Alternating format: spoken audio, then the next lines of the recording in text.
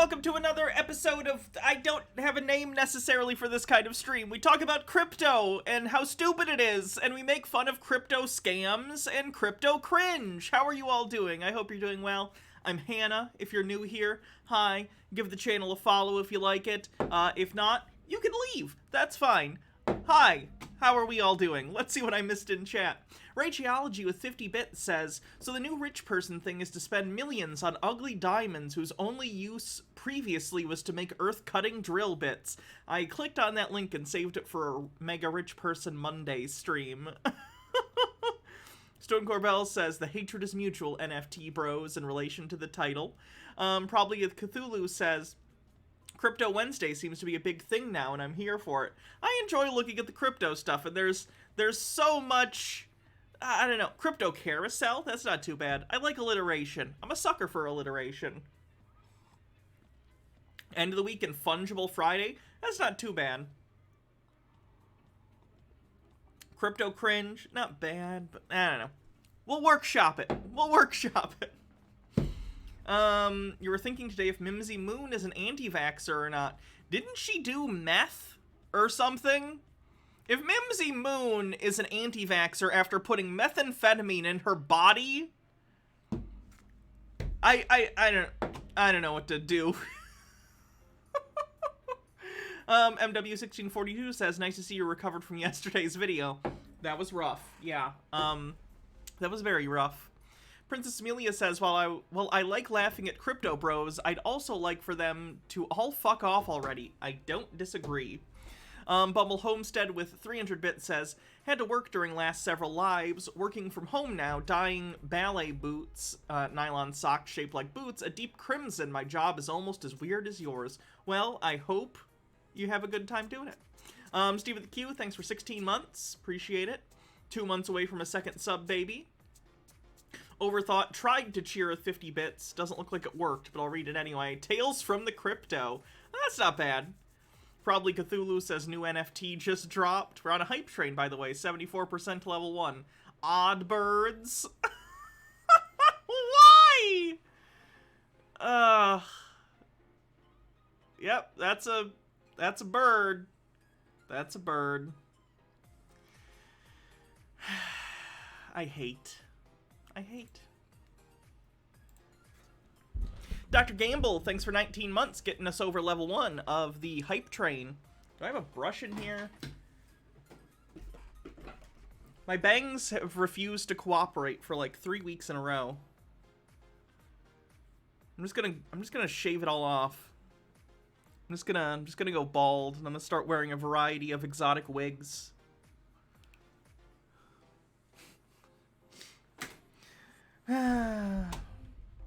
Missed the surströmming video a few days ago. Here's a replacement for later. Oh god. People eat testicles for the first time. Did I watch the Nintendo Direct? No, but I saw some of the news from it. I'm excited for the Mario Kart DLC. Kirby looks cute. I don't care about anime sword fighter shit, so I don't care about that, but... Oh, are they doing another Mario Strikers? I liked Mario Strikers back on the GameCube, so... Yeah, 48 new courses. That's a lot. I hope they do some more from the Nintendo DS version, because I liked that one back in the day. Speedy Yoshi with 45 bits. Is this just the whole... Nintendo's gonna copyright strike me if I actually play the trailer, but I'm sure it's gonna be fun.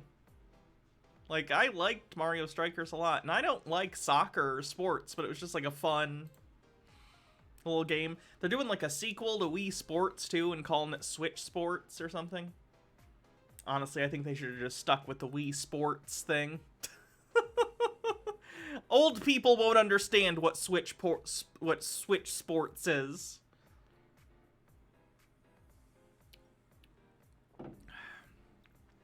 %10 to level 2 on the hype train. Crimson Death 611 with 10 months says, I had a conversation with a coworker last night, and the subject of the vaccines came up. He then proceeded to talk about how you can't trust anything the government puts out about them because the government is run by the Illuminati and the Freemasons. Mental illness is a serious problem in this country, clearly. Mr. Blast says, what do you mean old? Hey, I never said a specific age group. I just said old in general. So if you thought that referred to you, then you should think otherwise. You are a very young man, Mr. Blast, okay? You are a very young and handsome man, and I won't hear you imply anything otherwise. Purple Pondini, thank you for 5,000 bits. Bringing us to 80% to level 4 of the hype train. Rageology with 50 bits. Oh god, what is this? Okay.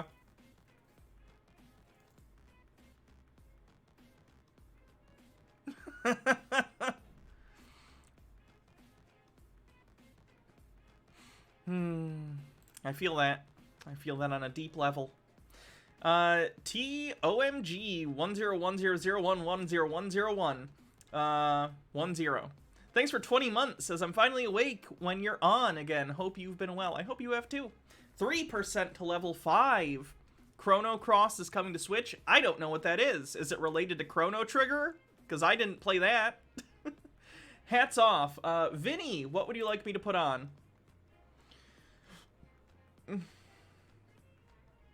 Vinny, tell me what you want me to put on when you can. This is delicious. This is just sparkling grape juice, but it's very good. I haven't had soda in like a week, just because I've been out of it. So anything sweet tastes very good to me. Sorry, Speedy Yoshi, didn't mean to miss your bits. Speedy Yoshi says, calling it Wii Sports 3 or something would have been awful from a business decision. Part of the reason the Wii U failed was because people thought it was just an add-on for the new Wii or something. Why do we need a new Wii? We already have one. I guess. It's a great RPG with almost 40 party members in a massive world. I don't like JRPGs. Soda, I'm kicked out of Michigan. That's fine. I'll die on this hill. Pop sounds stupid. It's soda. What? Soda!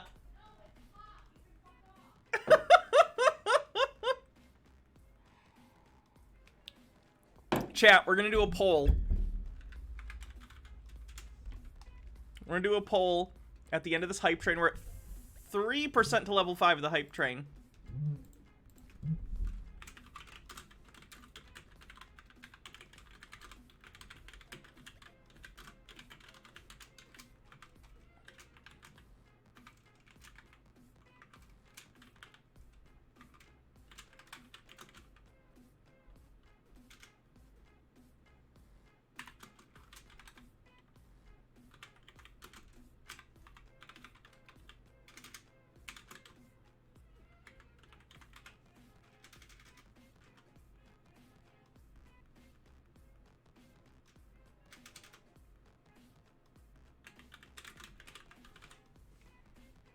Alright, answer this poll. What are carbonated beverages called? You vote in the poll! You get one vote!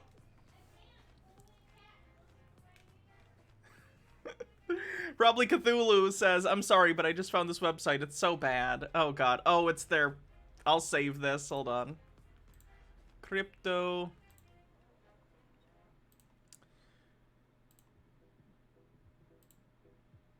21% to level 5 on the hype train. Soda is killing it.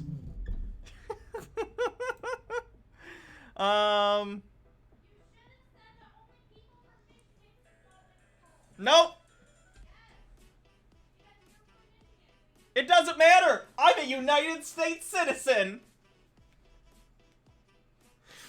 What else did I miss? Jadora? Okay, I'll wear the Jadora. Soda wins with 65% of the vote. I love democracy.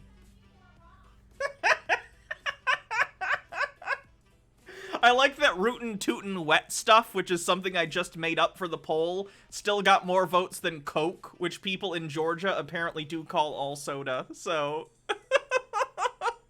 Steve with a Q, thanks for 50 bits, says, this isn't a valid democratic poll. We can't buy extra votes. Miss K's, thanks for 100 bits. Appreciate it. 26% to level 5 with a little under a minute left. Let me get the Jadora. Where's the Jadora? It's around here somewhere.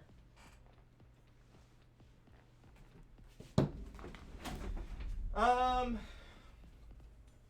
there it is. I found it. Jadora procured. Baja wants to recount Dominion voting software. Rigged it. Sued! 28% to level 5 with 20 seconds left. Come on, people. Save it. We're so close. What a shame if we missed this hype train.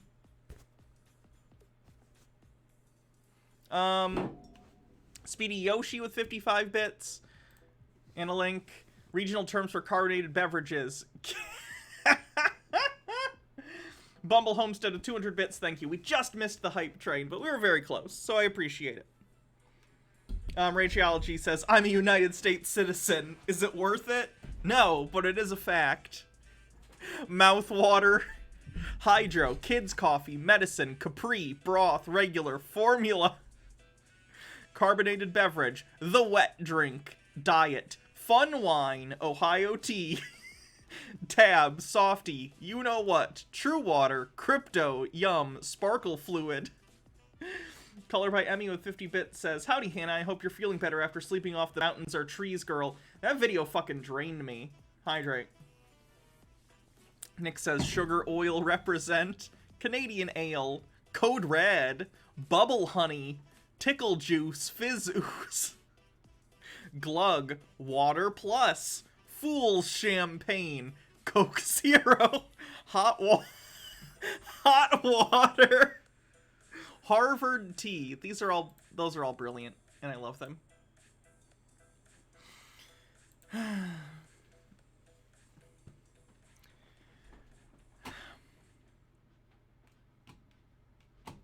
All right. I missed your bits, sorry. Sky Comet Fallen said, I love democracy, and Hannah is actually Sheev Palpatine confirmed, obviously. Somehow Palpatine returned. Somehow is this.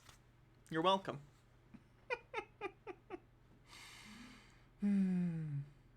Okay, boy, what do we want to start with? I don't know if I want to start with the Cryptoland thing. We'll build up to it.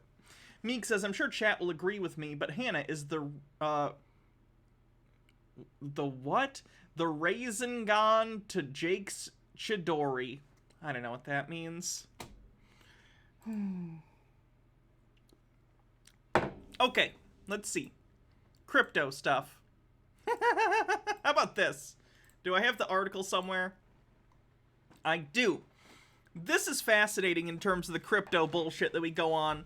So, this one might take a little bit to go through. First we have this article, and then we have some background, and then we have some raps to listen to, which is the best part, obviously. So, feds arrest married couple, seize 3.6 billion in hacked Bitcoin funds. They were laundering, or suspected of laundering, 3.6 billion with a B in crypto. The Justice Department announced Tuesday it had seized more than 3.6 billion in Bitcoin allegedly stolen as part of a 2016 hack of Bitfinex, saying authorities have also arrested a husband and wife in New York for allegedly trying to launder the cryptocurrency fortune. Officials said tech entrepreneur Ilya Lichtenstein, 34, and his rapper wife, Heather Morgan, 31, were charged with conspiring to launder money. They're accused of trying to launder 119,754 Bitcoin that were stolen after a hacker breached the cryptocurrency exchange Bitfinex and initiated more than 2,000 unauthorized transactions. Prosecutors said the Bitcoin was sent to a digital wallet controlled by Lichtenstein. At the time of the theft, the amount of Bitcoin was worth about 71 million, but the cryptocurrencies has appreciated so much in the years since that the total value is now 4.5 billion. Federal officials said they were able to seize about 94,000 of the stolen Bitcoin with an estimated value of 3.6 billion. The case marks the largest single seizure of funds in the Justice Department history.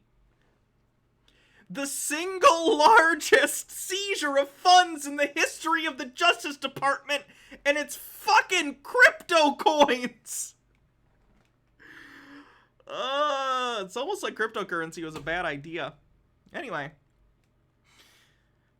Officials said, and it's the most high-profile prosecution to emerge from the agency's newly announced effort to investigate crimes involving cryptocurrency. Cryptocurrency is not a safe haven for criminals, Deputy Attorney General Lisa Monaco said in a written statement that accused Liechtenstein and Morgan of trying to launder the stolen Bitcoin through a labyrinth of cryptocurrency transactions. Thanks to the meticulous work of law enforcement, the department once again showed it can and will follow the money, no matter the form it takes, Monaco said. Bitfinex had previously offered a reward potentially worth hundreds of millions of dollars for information leading to the return of the stolen funds.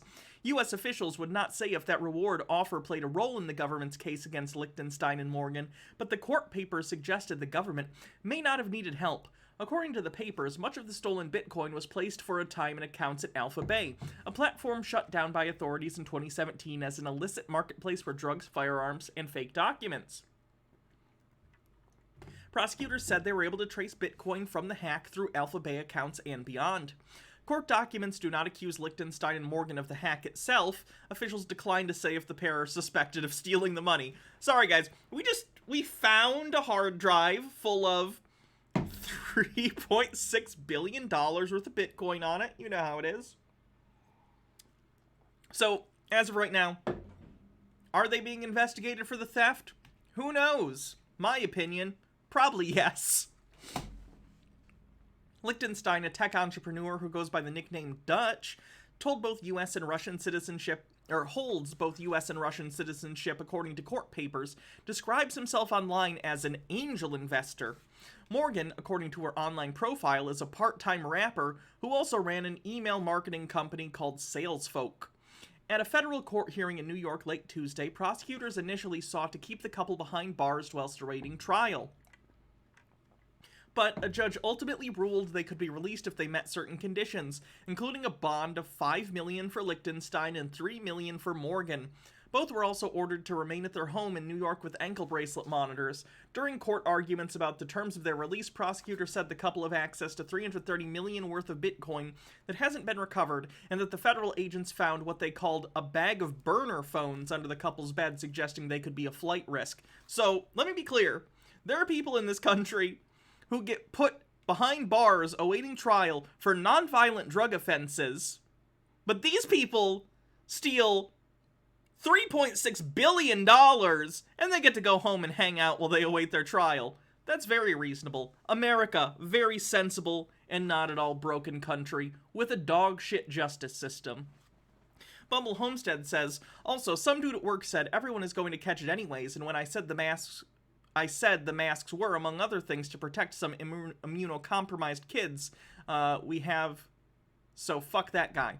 Nick says with 45 bits, proof that women can rap, and also Bitcoin scam apparently. Oh, she can't rap. We're gonna listen to some of her rap. She absolutely cannot rap. I hope she hides evidence better than she raps, because oh boy. Hawthorne says, it currently feels like I have a rhino running around my head, so today I'll be listening rather than watching because the screen appears to aggravate said rhino. I'm very sorry. Meek says, Arthur, I have a plan. Good game.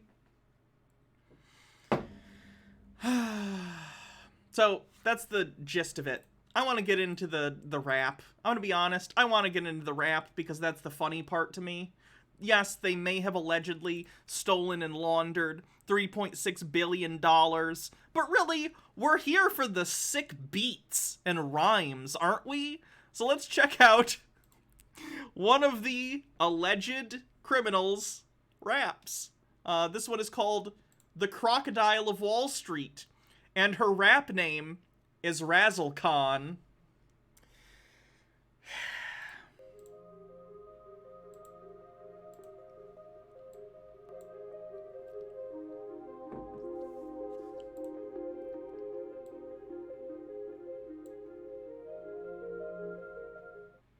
Never forget, weirdest is most original.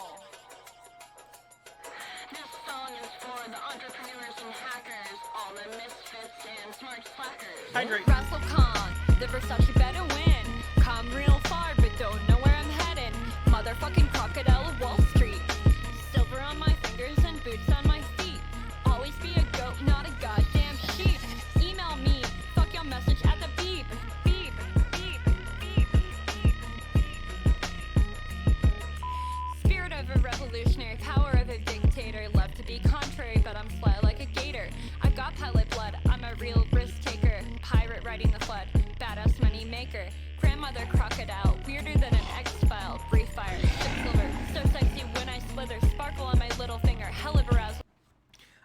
this person, because I can't rap either, but remember that time, like a year ago on stream, I did the full performance of Ice Ice Baby? I think I have better flow than her. I'm just gonna put it out there. We're both white, so, you know, the bar is pretty low for both of us, because we both suck. But I think in terms of, like, white flow for rapping, I'm a little bit above her. Ear to ear, poised to throw a zinger, playing on their worst fear. Russell Khan, the Versace better win. Come real far, but don't know where I'm heading. Motherfucking crocodile of Wall Street. Silver on my fingers and boots on my feet. Always be a goat, not a goddamn sheep. Email me, fuck your message at the beep. Beep, beep, beep, beep. Russell Khan's the name, that hot grandma. You really wanna bang? Always run the guilt game ever since I was 15.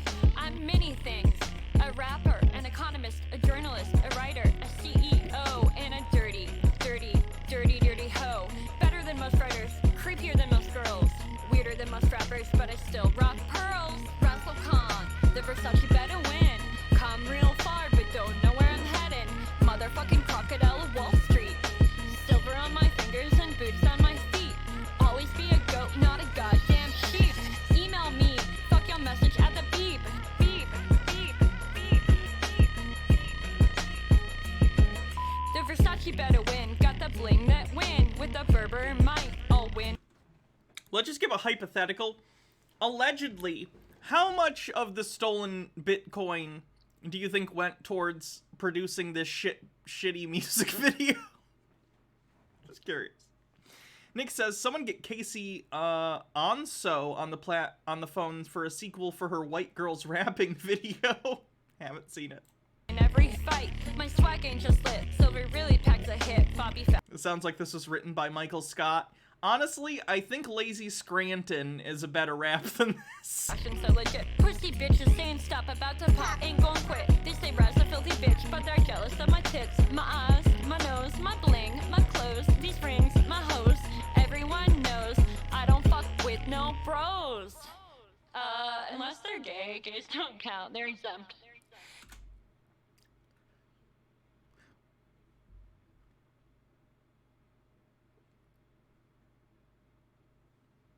I'm confused by that lyric. Russell Khan, the Versace better win. Come real far, but don't know where I'm heading. Motherfucking crocodile of Wall Street. Silver on my fingers and boots on my feet. Always be a goat, not a goddamn sheep. Email me, fuck your message at the beep. Beep, beep, beep, beep.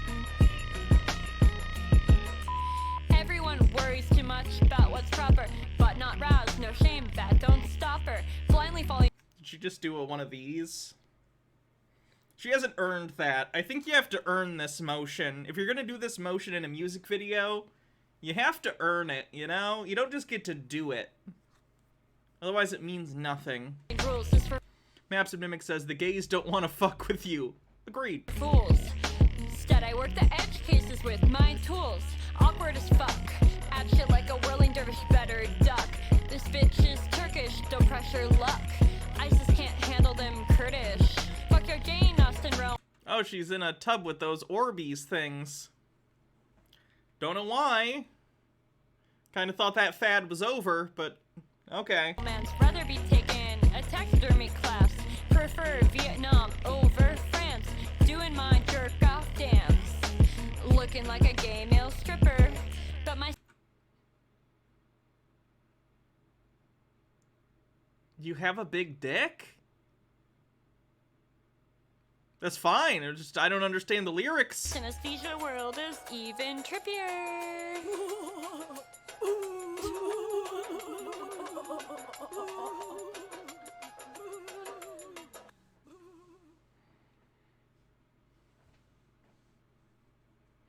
So that's a rap she did. Yeah. Let's look at a compilation of some of her other videos. This, I believe, has some clips from vlogs she had done. US authorities have seized more than $3.6 billion worth of Bitcoin in what is being called the largest financial seizure in history, folks. They arrested a New York couple and charged them with money laundering and other crimes related to the hacking of a virtual currency exchange. I'm a motherfucking bad bitch. Go on, make me a sandwich. You annoying like vag itch. You know, in fairness, I never would have thought to rhyme bad bitch with sandwich or vag itch. So, I don't know if she gets a point for that, but I wouldn't have thought of it. So lame. It's fucking tragic. Bad bitch, motherfucking bad bitch. She's so fucking bad! Sweetie Yoshi says, did you see this? Some straight people are mad about it. Oh god, what is this?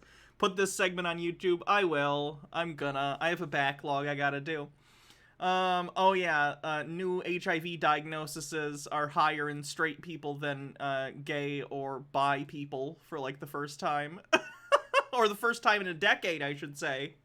I'm assuming part of this has to do with, PrEP? Thanks, PrEP.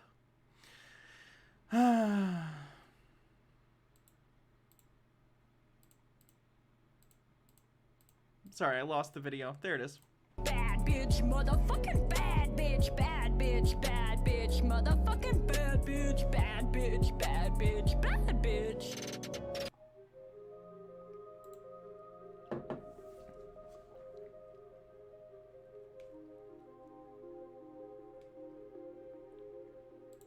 Oh shit, is the demon debate tonight? I'm so excited. Hi, Jake. Guys, Jake is in chat. Hi, Jake. How are you? Do you like my Jadora? Someone gave me channel points to put on the Jadora.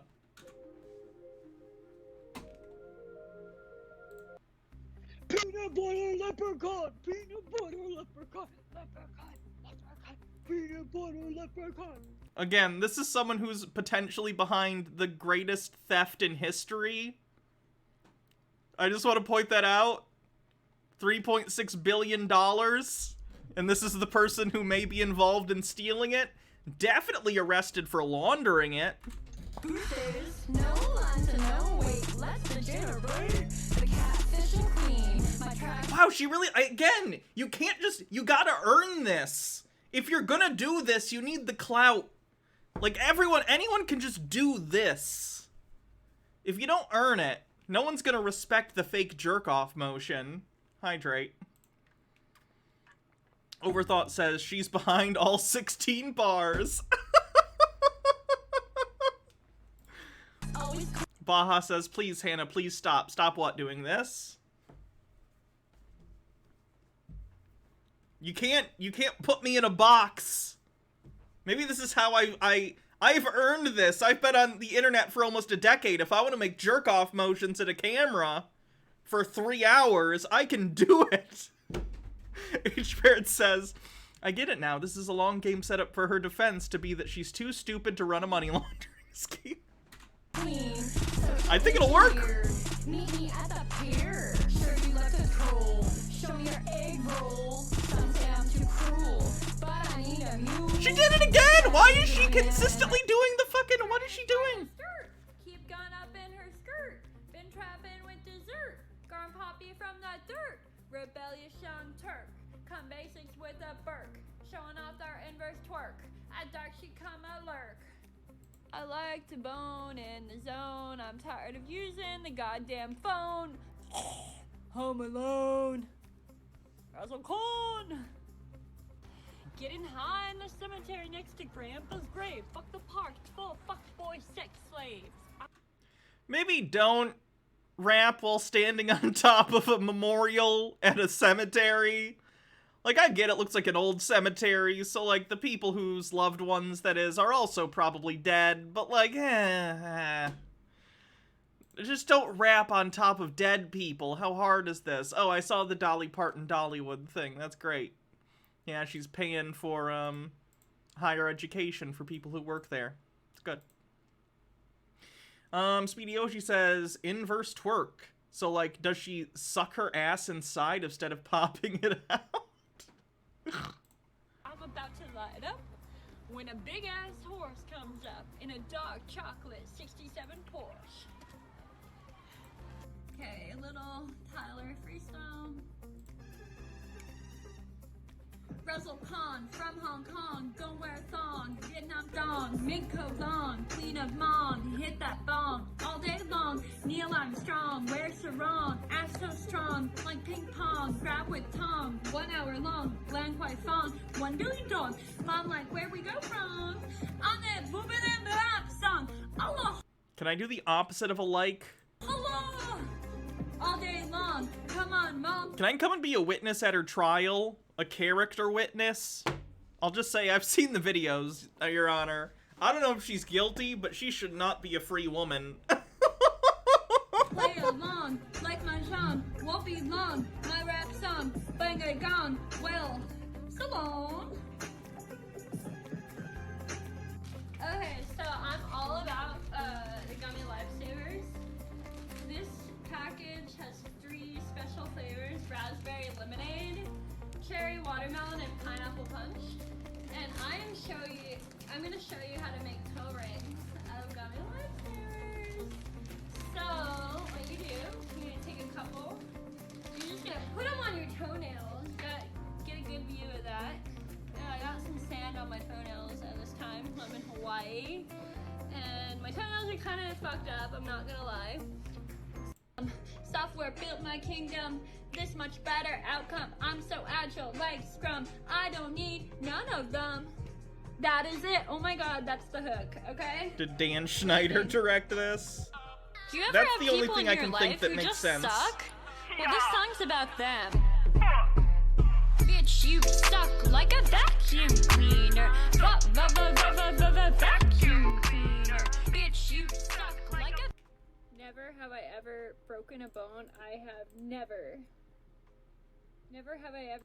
Pop stars from like 15 years ago or 20 years ago with like all the surgery, all the makeup, all the flashy.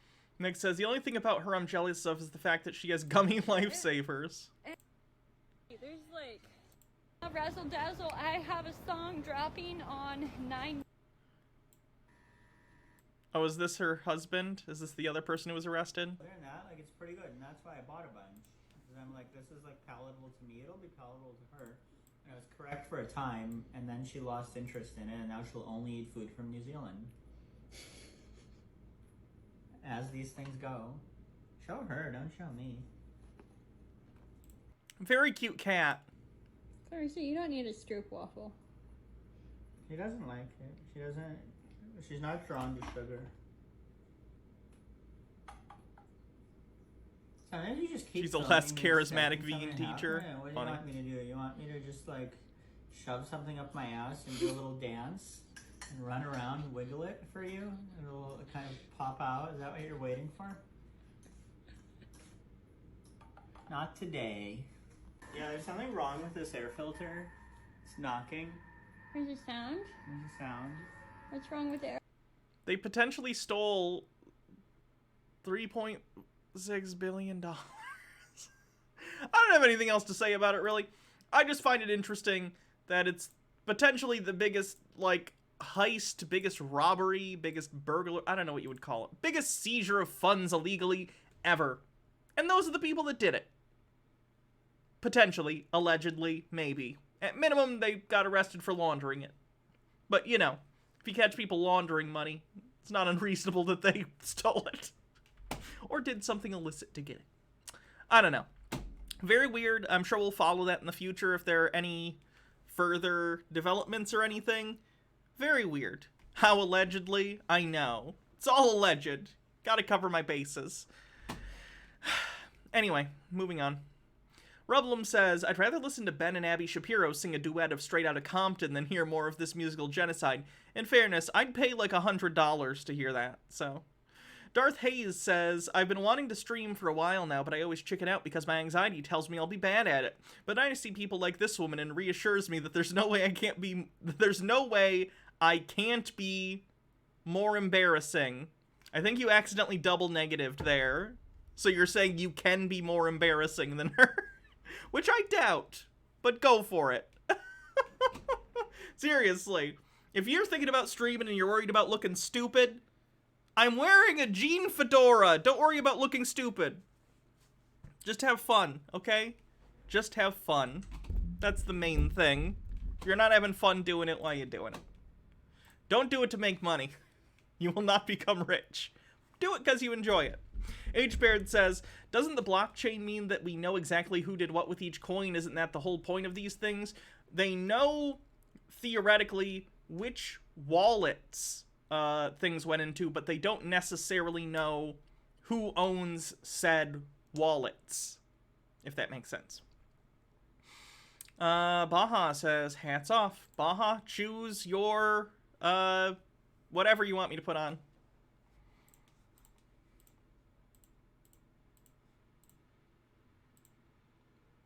Let's watch a quick crypto cringe thing.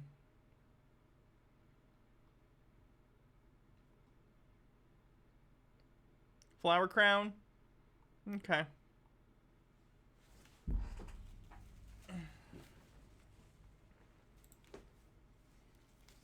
Oh god, the Jadora fucked up my everything.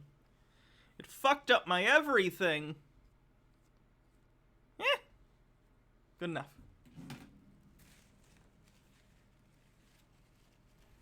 Baha spending her channel points. Baha, what is it? You don't want to save to get a Danzy and 1,000,000 channel points? I know how much you love Danzy. Hi,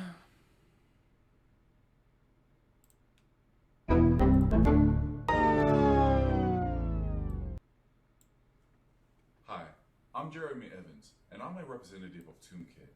TombCare is an international service that provides an opportunity to order the improvement of burial places. Every year, millions of people around the world decide to change their place of residence. People constantly move to other cities and countries, but each of them have concerns about the graves of their relatives which are left unattended. Oh god. Darth Hayes, thanks for gifting a sub. So presumably this is going to be a service that you pay and then takes care of the gravesite of your loved one. That's fine. That's not inherently a bad idea. I'm sure that's actually a business that probably already exists without crypto. How are they going to fuck this up with crypto?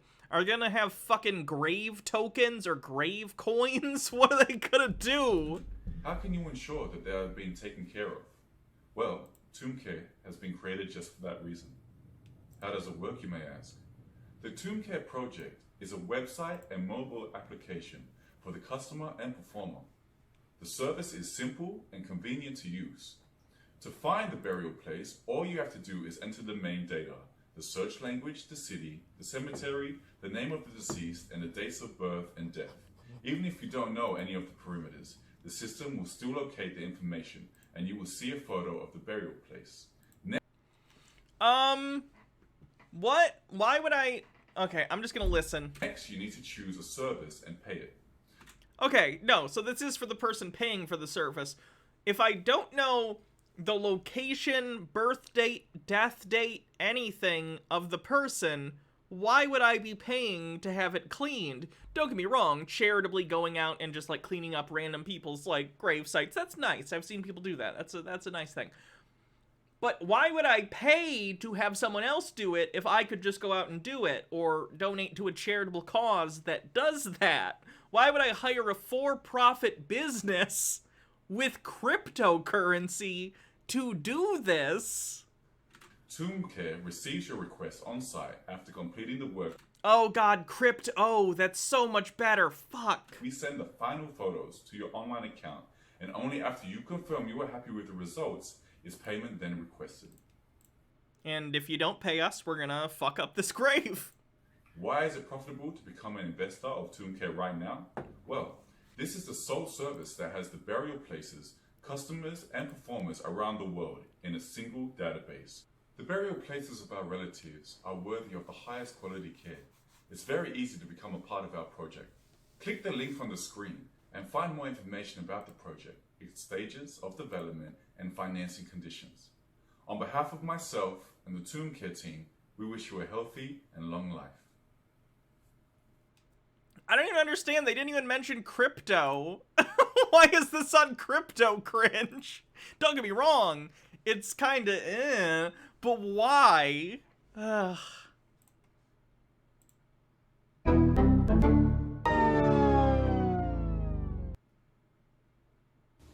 Hey, what's up? This is Ice-T. I just want to give a huge shout out to the Arc.io community and team. Congrats on another world's first by launching the Arc Deployer, all right? Giving anyone the ability to create their own blockchain in minutes, all right? Listen, beware of the copycats. Fuck those other guys. There's only one Arc. Please believe that. How much do you think they paid Ice-T for that? Ice-T cameo. I assume everyone knows what Cameo is at this point. If you don't, Cameo is a service where celebrities and stuff can go on and they'll say, I'll make you a short video for X amount of money. For business use, $2,500. So presumably they paid Ice-T $2,500 to say that for 30 seconds. Genius. Speedy Yoshi says, thinking about how this XK CD from 2008 almost predicted NFTs. With the collapse of the dollar, the government has endorsed an alternate currency. Your monetary worth is now determined by the number of funny pictures saved to your hard drive. Too real. You know the weird thing about Cameo? The weird thing about Cameo to me is, for personal use, it's kind of interesting, right? So, like, if you have, like, a celebrity you really like, or someone who's on a TV show, or a voice actor or actress, or whoever, you know? Let's say your mom's a big fan of Melissa Joan Hart, and you want her to have a special birthday message from Melissa Joan Hart, or whoever else is on here.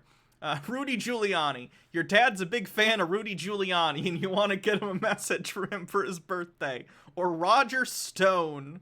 Jesus. I understand the birthday stuff, or whatever.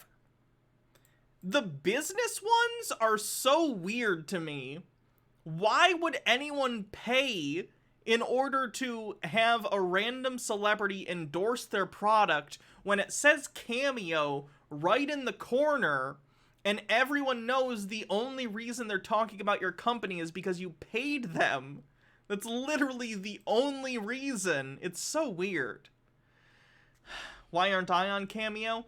The lack of fame is a pretty big reason. Speedy Yoshi says another NFT thing. And this right here is a picture of the very thing that made all of the humans die. What?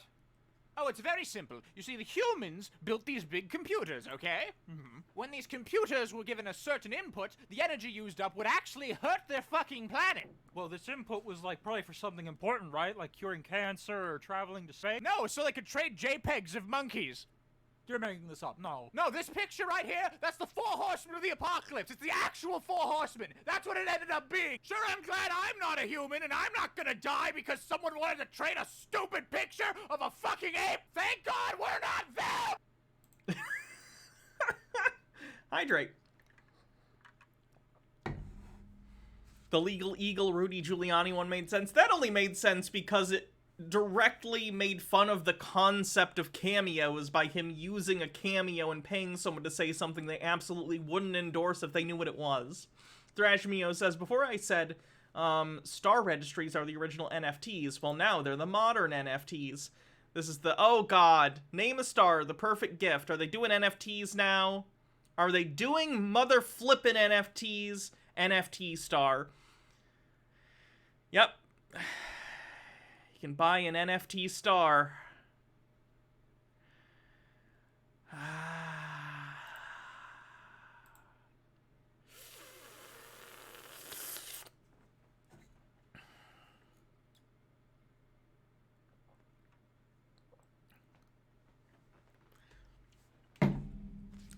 Roblox. I'm gonna Roblox, Minecraft, and Fortnite.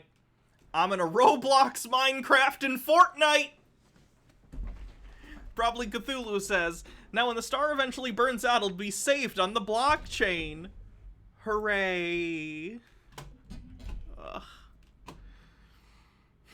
Rageology says, completely off topic, but the guy using the graves to flog crypto services remind me of this other joy of capitalism. Let's see.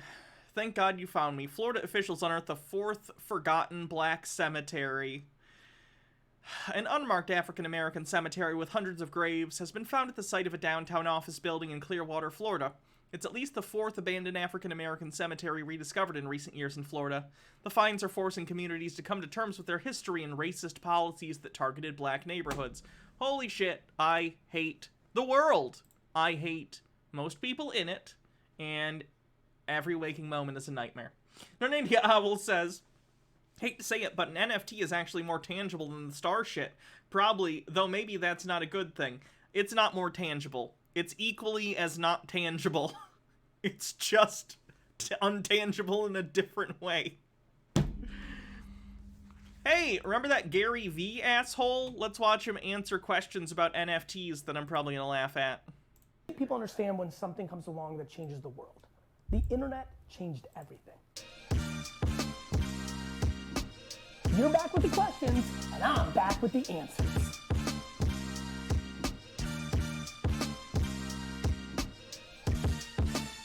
Hey everybody, and welcome to the Ask Gary Vee Show, episode 333, as we are now here in 2022. My man Seth is going to ask the questions. This is an NFT edition.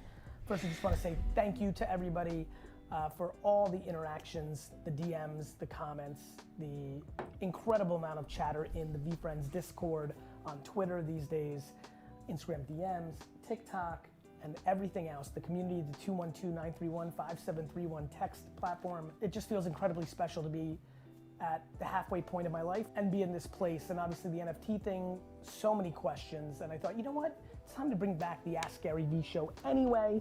Except the last time we did it was February 2020, so 2 years. So we're looking to get this back regularly, so let's get into the show.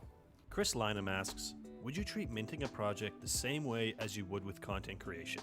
Just do it, even if it isn't fancy, with hostage lighting if that's what it takes? Or would you be more methodical? So should we shit out more useless JPEGs associated with numbers on the blockchain into the universe whilst using more energy for nothing, is the question. That's a great question. You know, VFriends famously gets shit on because my art doodling skills are not.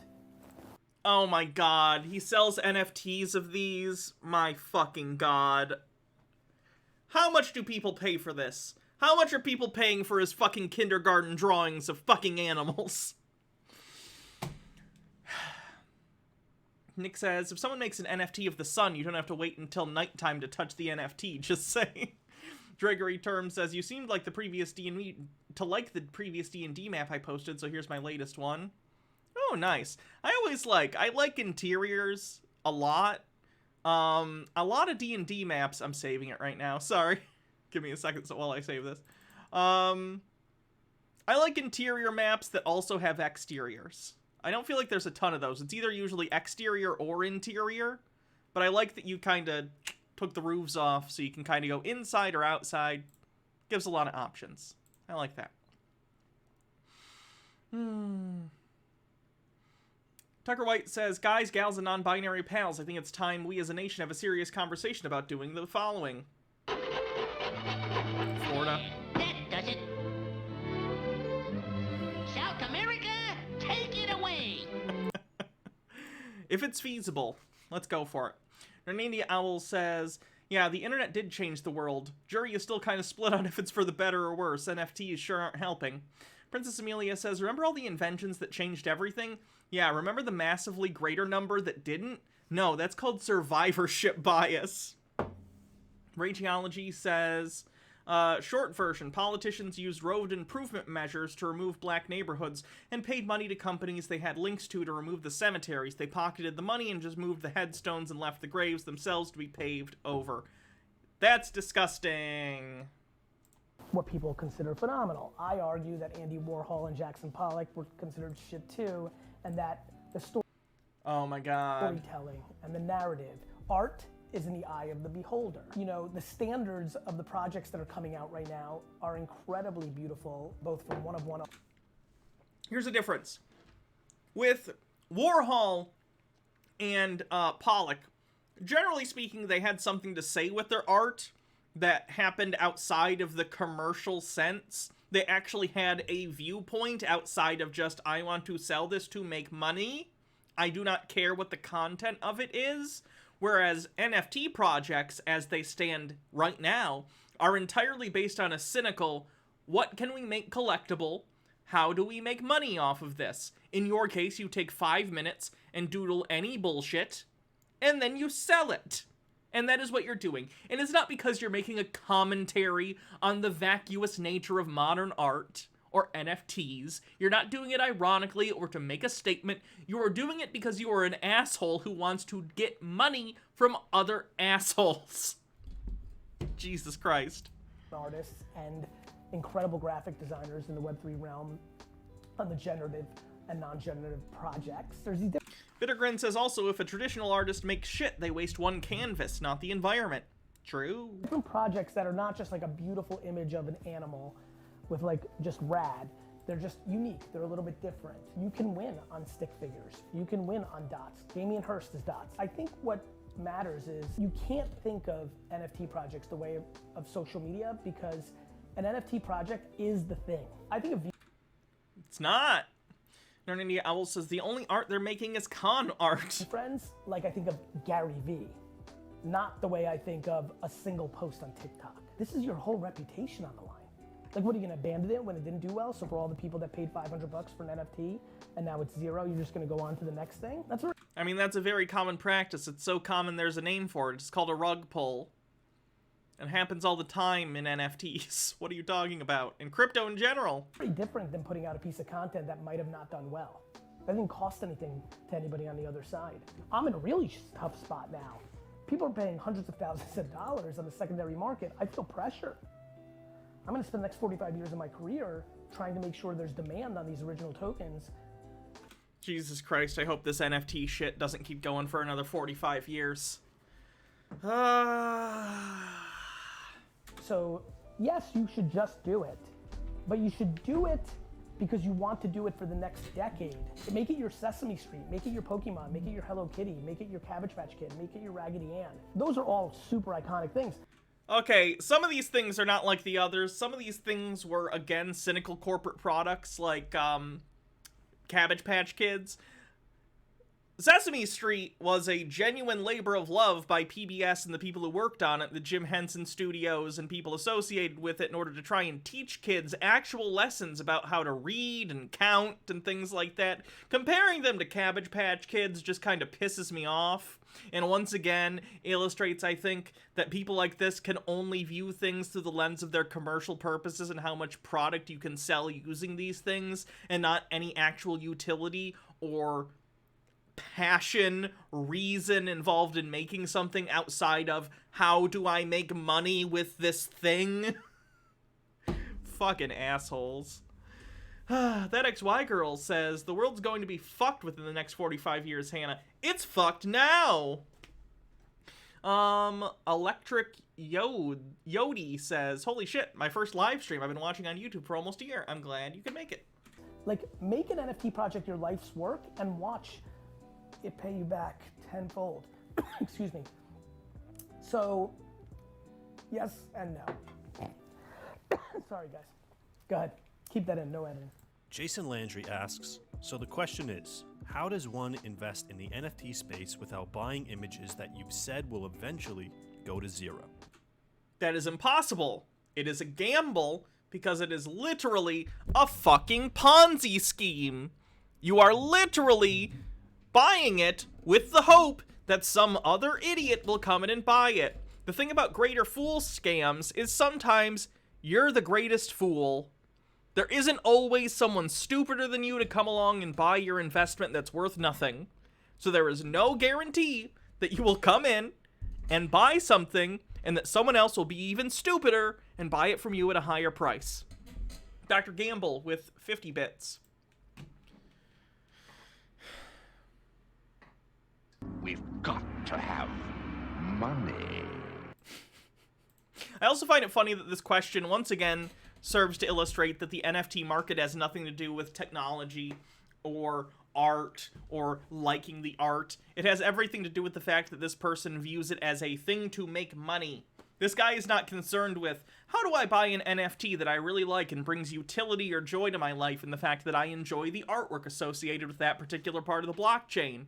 It's, How do I buy in such a way that I make sure I'm not the greatest fool?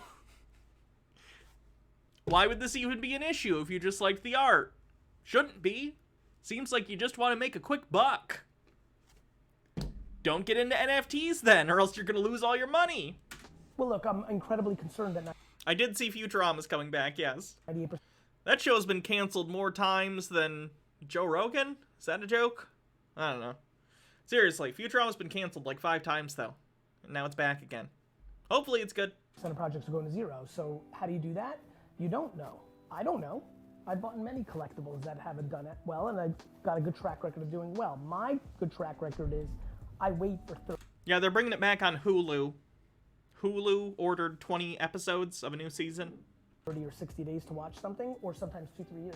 I watched sports cards for a year before I decided to say, I think it's about to explode. So I think that you have to watch things. I think too many people try to mint. Same voice actors. The only one who's still working on a contract right now is Joe DiMaggio, who does, or is it Joe? Not Joe DiMaggio. What is his name? Something DiMaggio. The voice of Bender. He's not gonna do it, but they're just in the middle of contract negotiations with him, but everyone else is in. At the lowest cost. John DiMaggio, thank you. But then you're Joe DiMaggio's the baseball guy. completely gambling. I think. Whereas if you watch something for a month or two and you go into the Discord, you go into the Twitter, you follow the founders religiously and see what she or he is up to, are they, like, can you get a sense, intuition, that they're about this life, that this is what they're gonna do? Again, none of this has to do with the fundamentals whatsoever, because there are no fundamentals to NFTs. They don't exist. There are no fundamentals to the NFT as an investment as it currently stands, because there's no there. There's nothing worth anything. Then you can kind of go all in. It's a guessing game on Mint. How to buy one? I think watching the market and jumping in and paying double or triple the Mint, AKA to put it in US dollars instead of Ethereum, paying $900 instead of $300, but you've seen the steam, you see the passion in the community, you see them not there to just flip, they want to hold, they want to be part of the narrative of developing this lizard or this unicorn or the wizards or the game or the small brains. Like, if they're there for it, you see what we call diamond hands. There's people there to hold, not to just flip, because they're Diamond hands. They're unironically doing the diamond hands thing still. You're just stuck. You didn't miss the Cryptoland thing now. Everyone's there to flip, well then it can collapse like Beanie Babies. But if it's iconic, like stuffed He said it.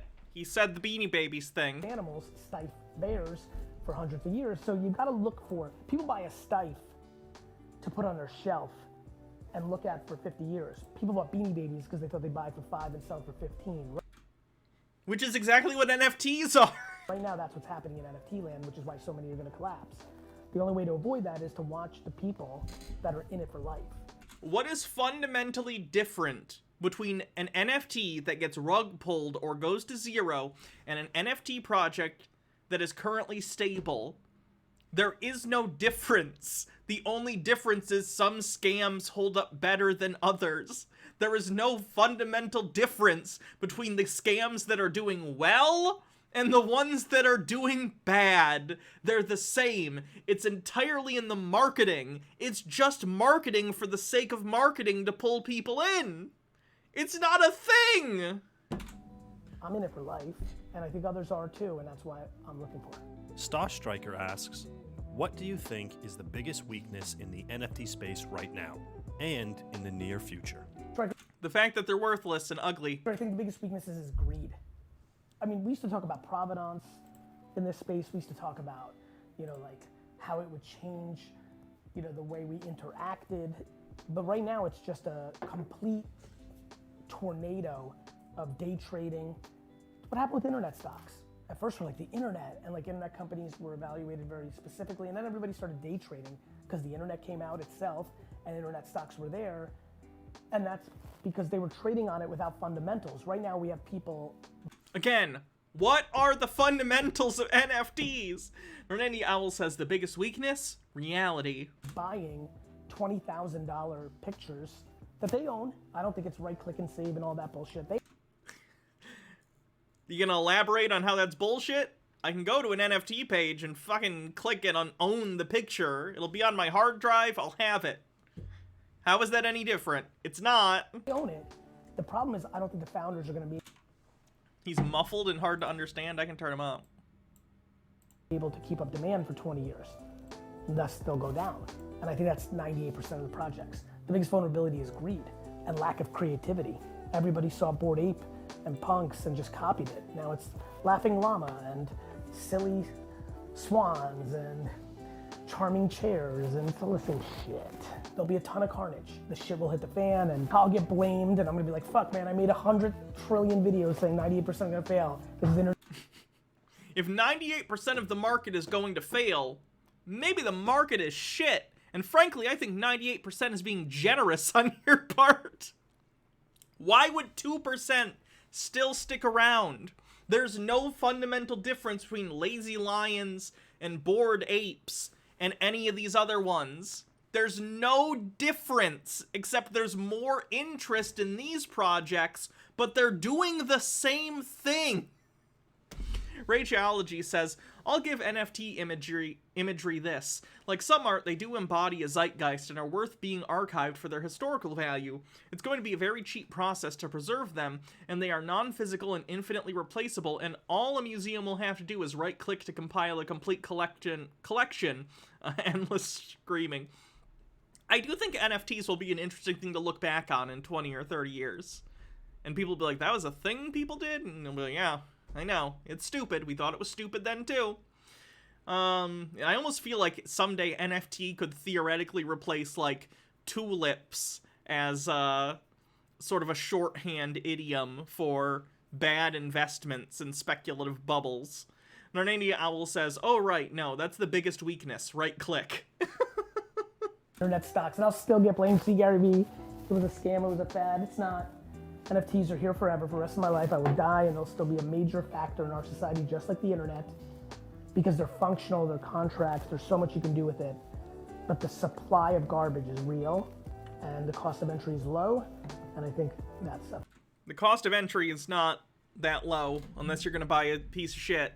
They're all pieces of shit, but I just mean, at least within, like if you buy a Lazy Lion or one of the Bored Apes or something, there's a higher chance you'll find a greater fool to sell that to. I don't think you should, because I think it's all a scam and a Ponzi scheme, effectively, and I don't think that's a good thing to get into, even if you think you're going to profit. I just think it's immoral. That's why I would never get into it. I don't think that's cool. But, at minimum, you have the capacity to scam someone else into buying your useless lion picture or whatever. If you go and you buy one that no one's ever heard of, no one's going to want to buy it from you, and then you're just out anyway. So it doesn't really matter. It's not a thing worth investing in, because it's not an investment, it's a gamble. Zero V Streaming says, hey Hannah, decided to come over here from Jake's stream. The guy he's debating won't let Jake get one word in, and I'd rather watch you slowly lose your mind. Well, thank you. RY_Z asks, I resell for a living, mostly on eBay, sports cards, Pokemon cards, and different types of media. How can I leverage blockchain technology and add NFTs into my business? Soon, I believe that people are going to take physical goods. So you're going to say they're going to take physical goods and put them in the blockchain, which means nothing? Ship them to a secure place and get an NFT that represents it and sell the NFT that represents the ownership, just like my stock. Scroll it up. Those are big pieces of paper that represents my stock in a company. Okay, that's one of the stupidest things I've ever heard. So what he just said is he thinks if you're in the if you're a collector, right? And I'm a collector, so I collect Marvel collectibles. I like reproductions of like props, so like Iron Man helmets or Captain America's helmet or the Black Panther helmet. I have those. I collect movies, so I have quite a large Blu-ray DVD collection.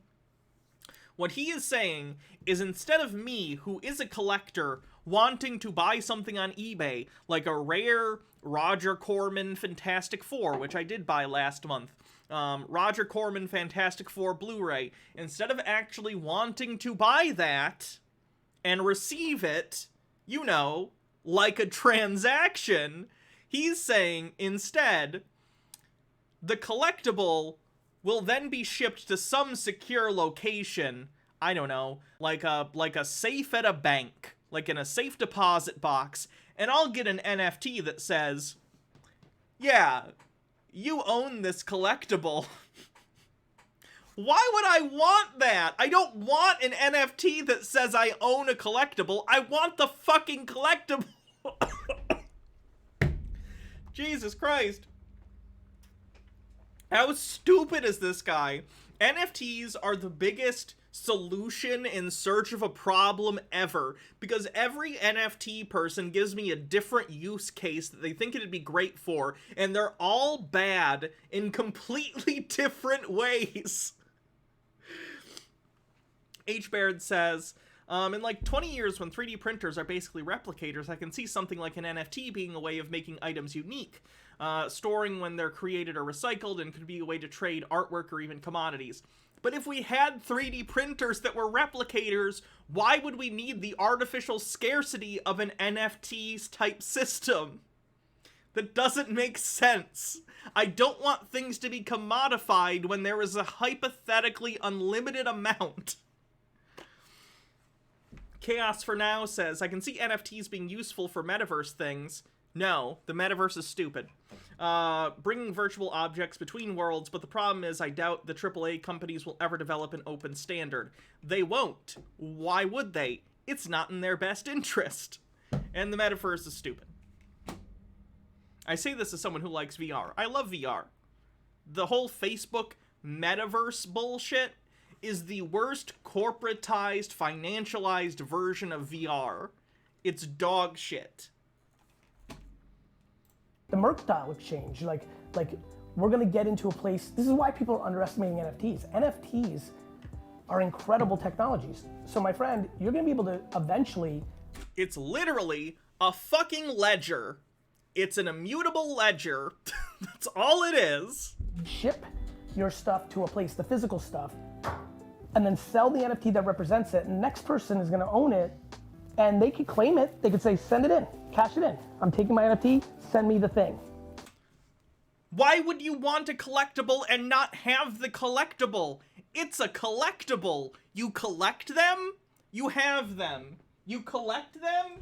Like, let's say, okay, let's say I have Action Comics #1. I have Action Comics #1. Why would I not want it to physically have in my hands? Why wouldn't I want it? Why would I want an NFT? I just want the fucking comic! Probably Cthulhu says, a secure location that definitely won't have the object resold under the same pretense. It's a reprint, guys. You think I'd have a fucking original Action Comics #1 and I wouldn't be a fucking millionaire? It's a goddamn reprint from like 3 years ago. It's a good reprint, though. They reprinted all the ads and stuff. Narnia Owl says, reminds me of the Ubisoft PR complaining that gamers are too stupid to understand the potential. No, we understand it perfectly. That's why we're saying no. Yeah. You'll send me an NFT of the comic for it? Yeah, sure. You can buy this for $50.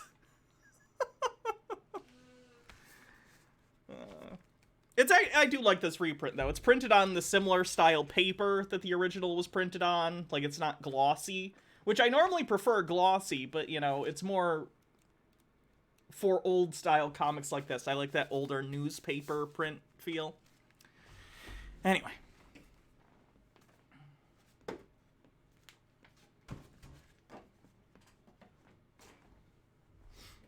Adia Blue says, may I introduce the permission system of Second Life, the OG metaverse that is real and pretty okay, and actually real items are stamped as transferable, editable, and copyable. The author stamps something they make with one or all of these permissions. An immense marketplace is born. No NFTs. That's the thing. None of the things that they're saying NFTs can be used for need to be NFTs.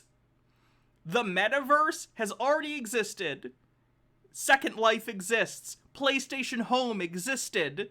VR Chat exists. These things exist. Without NFTs, without Facebook sticking its dick in there, who cares? The comic book, the sports card. But like, this is gonna be on the blockchain. Like, this is gonna be on the blockchain. Like, This is gonna be on the blockchain. And? Like, it's gonna be in a secure place, just like the art is in Morocco, just like those armored cars, just like the stock certificates. Like, people are missing the point. Just learn about... We aren't missing the point. You think that other people are primarily interested in collectibles for resale value, when the actual market is people who want collectibles because they like the thing that they are collecting. That is the issue. I do not buy a Blu-ray or whatever because I want to resell it later necessarily. Have I sold Blu-rays? Yeah, like when I get copies of things, or if I upgrade to like a 4K and I want to get rid of the Blu-ray, I take it to the local resell place and I get store credit and then I buy other Blu-rays. I lose money, but I don't care because I didn't buy them as an investment. I bought them because I enjoy them. Ugh. Rachology says, I'll shut up after this. For all NFT bros, talk of innovation and disruption and how old standards of value are dumb, are for dumb people who can't keep up with their big brains. All their iconography for digital currency is of literal coins, and this dude just pointed to the embodiment of the traditional value hanging on his wall and said, that's why he saw NFTs coming. They all seem very desperate to be taken seriously by the organizations they keep saying they're better than. Zero V Streaming says, do you think most people who talk about blockchain even know what the fuck it is? This guy probably does, in my opinion. This guy is a scammer. He mints his own NFTs and sells them. He wants to make people think they are valuable, so he does this. Old enough to know better now, thanks for 21 months, says, my coworker disclosed she has over 12K in Funko Pops at her house. That's a sizable collection. You know, I don't like Funko Pops. I own some because I used to get Loot Crate, so I have some. I don't have any on this shelf. There might be packed away somewhere because I don't really like how they look. I'm not a fan of Funko Pops, but at least they're an actual physical thing that she's collecting. If she likes them and they bring her joy, fine, whatever. This blockchain, learn about what NFTs as a whole mean. Whether Ethereum wins, whether Solana wins, the macro concept. It didn't matter that Ask Jeeves failed. Seth used Google today. Got it? That's it, Seth. You used a search engine. If I was doing this show in 95, I couldn't tell you which search engine was gonna win. I would have said Yahoo. The way you can do it is by learning. Search engines are useful. How to trade NFTs now, which will prepare you when you actually are taking your physical goods and NFTing them. You like that? How cool is that? Right? That's my Twitter stock. It's my stories. It's it. All of eBay as we know it is gonna be that. Because there's no fraud. You know how fucked up and how hard it is? What? There's, per capita, there's more fraud in the NFT market than almost any other market on the planet. We just got done, before this segment, talking about the largest seizure of assets in history by the State Department in the United States. And it was of cryptocurrency because the scams in the crypto space are so pervasive. And you somehow think involving crypto and NFTs into eBay-like collectible transactions is going to reduce fraud? No! To sell shit on the internet, getting paid. They cancel it, shipping it. No. People don't see the chess moves. It's not a chess move to say, we'll remove all fraud. How do we remove fraud? You just won't ever actually get the item. You'll get a space on the blockchain that says you own the item, but you'll never actually get it. Boy, that just sounds like fraud with extra steps. Nah, you just don't get it. As much as sold on eBay, with no friction, just click, click, click, click, click, it compounds the volume. Do you know how many people have tons of good shit in their house that they don't want to sell on eBay because it's hard? But if it's just an NFT, and in 20 years, companies are gonna come to your house and just take all your shit and send it to their place. You know how many people buy on eBay just to resell on eBay because somebody fucked up and sold it too cheap? So I'm just gonna buy the NFT, sit on it and relist it. Somebody bought a fucking Gary B today on VFriends, relisted and sold it in 3 hours. Made 10 ETH, made $35,000. It's gonna. Once again, it's all coming down to speculation. This has nothing to do with the actual value or anything of like why someone wants something.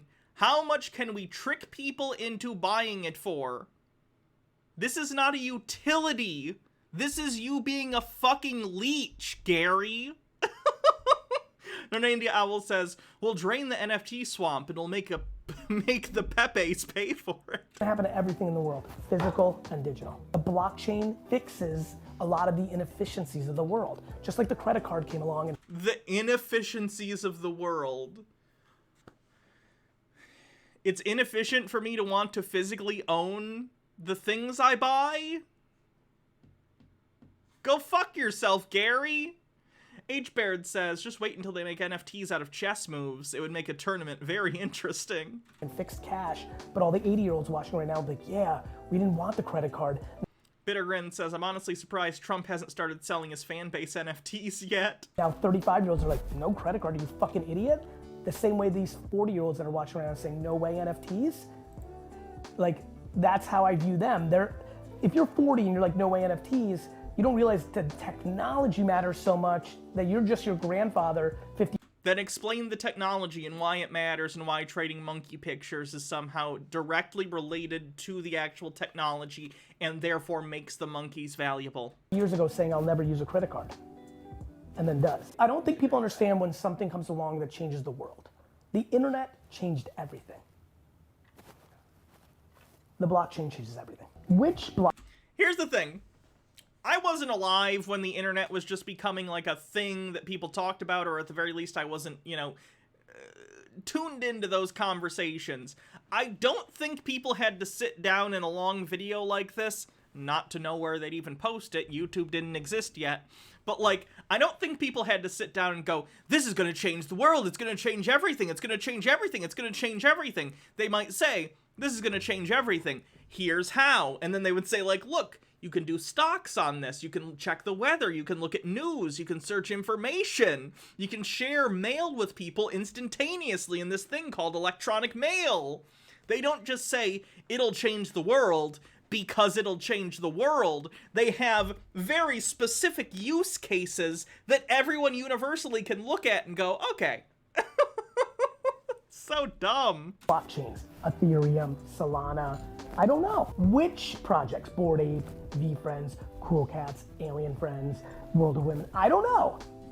I just know that the same way I was a great investor in Web 2.0, because I have great people skills and understand who's got it. That's why I think I'll be a good investor. And as far as me, Princess Amelia says, no, Hannah, people did do that shit back in the 90s. The result, the .com bubble. That's fair. Brew Zerker says, Jake's demon debate has imploded because the guy is just throwing playground insults. Okay, I gotta look at this for a sec. I'm very curious. Multiple people have said something about it. So I need to know, is he still there? Now it's just talking to your friends, right? You well, think men don't talk to their friends? What the fuck are you talking about, man? Of course men talk to their friends. Yeah, but I mean, like talking to them about like your problems and stuff, and like yeah, they do trying to like get down to it. Their problems. Well, what's a good example? Do you have any problems right now you want to talk about? No. No, you good? You have no problems in your life? None that I'm going to talk about with an idiot like you. Oh, but, I mean, maybe you could feel better about yourself because maybe you'd be like, I got this problem. And I'm like, man, I wish I had that problem. Okay, so here's one of my big problems in life. One of my big problems in life is that the Twitch sphere is filled with stupid ass progressives. Damn, dude! If only they weren't as popular as they were. How do we stop this? They ran all the cons out. It's not that they're popular; they just mass report. Damn! How do we? Oh. Well, like, can you name a progressive that was more popular than Nick Fuentes on Twitch? Hassan, way more popular, right now. And how He's long? Like live right now. Yeah, and how long has Hassan been on? Wait, why are we talking about Nick Fuentes? Talk about demons, bro. Not anymore. We went way off that when you brought up psychology. Vosh, way more popular. No, Vosh was not more popular. What do you mean was? He's currently more popular. What does that have to do with anything? What do you mean? Vosh he's currently more popular than Nick Fuentes was. Vosh isn't on Twitch, you twit. What are you talking about? Right, he's also banned. I thought there was only a right-wing ban. I thought they only banned the right-wingers. Oh shit. I said that the left-wingers mass report the right-wing chant. Well, I'm fucking me. Brian Collins asked, There's a reason I don't do debates. These people are fucking insufferable. how do you find smaller projects that actually have potential to be a long-term play and not a cash grab? I spend enormous amounts of time on Twitter and Discord, and I guess, I'm in a place in my career where... Isn't Vosh off Twitch? Yeah, I think so. He got brought back for a little while, and now he's gone again or something? I don't know. I don't watch him, so no idea. Gary Vee, I can DM the creator and be like, hey, can you get on Zoom for 15 minutes? And I can talk to them, and I did 2 of those yesterday, and one I'll never invest in, and the other one I might. Intuition. Doing the investing. Cloud Wizard, thanks for Prime. Spare Keys says that idea from Gary earlier that NFTs are important because they're on the blockchain follows the same line of thought of important people come from Rome, and Rome is important for metaphysical reasons instead of, Rome is important because important people live there. Thanks, Dan Olson, for that analogy. Yeah, Dan Olson's 2-hour magnum opus. Line goes up. Check it out, Folding Ideas on YouTube. But for everybody who's watching, you gotta take some chances. Play with money you can't afford to lose. Play, taste. But what I told you is a big one. Too many people guess on mint. Watching for a month and seeing that something tripled, but it's still $900, not $300, but there's some good action there. Those are good projects to get into. Again, he's literally just talking about speculative growth.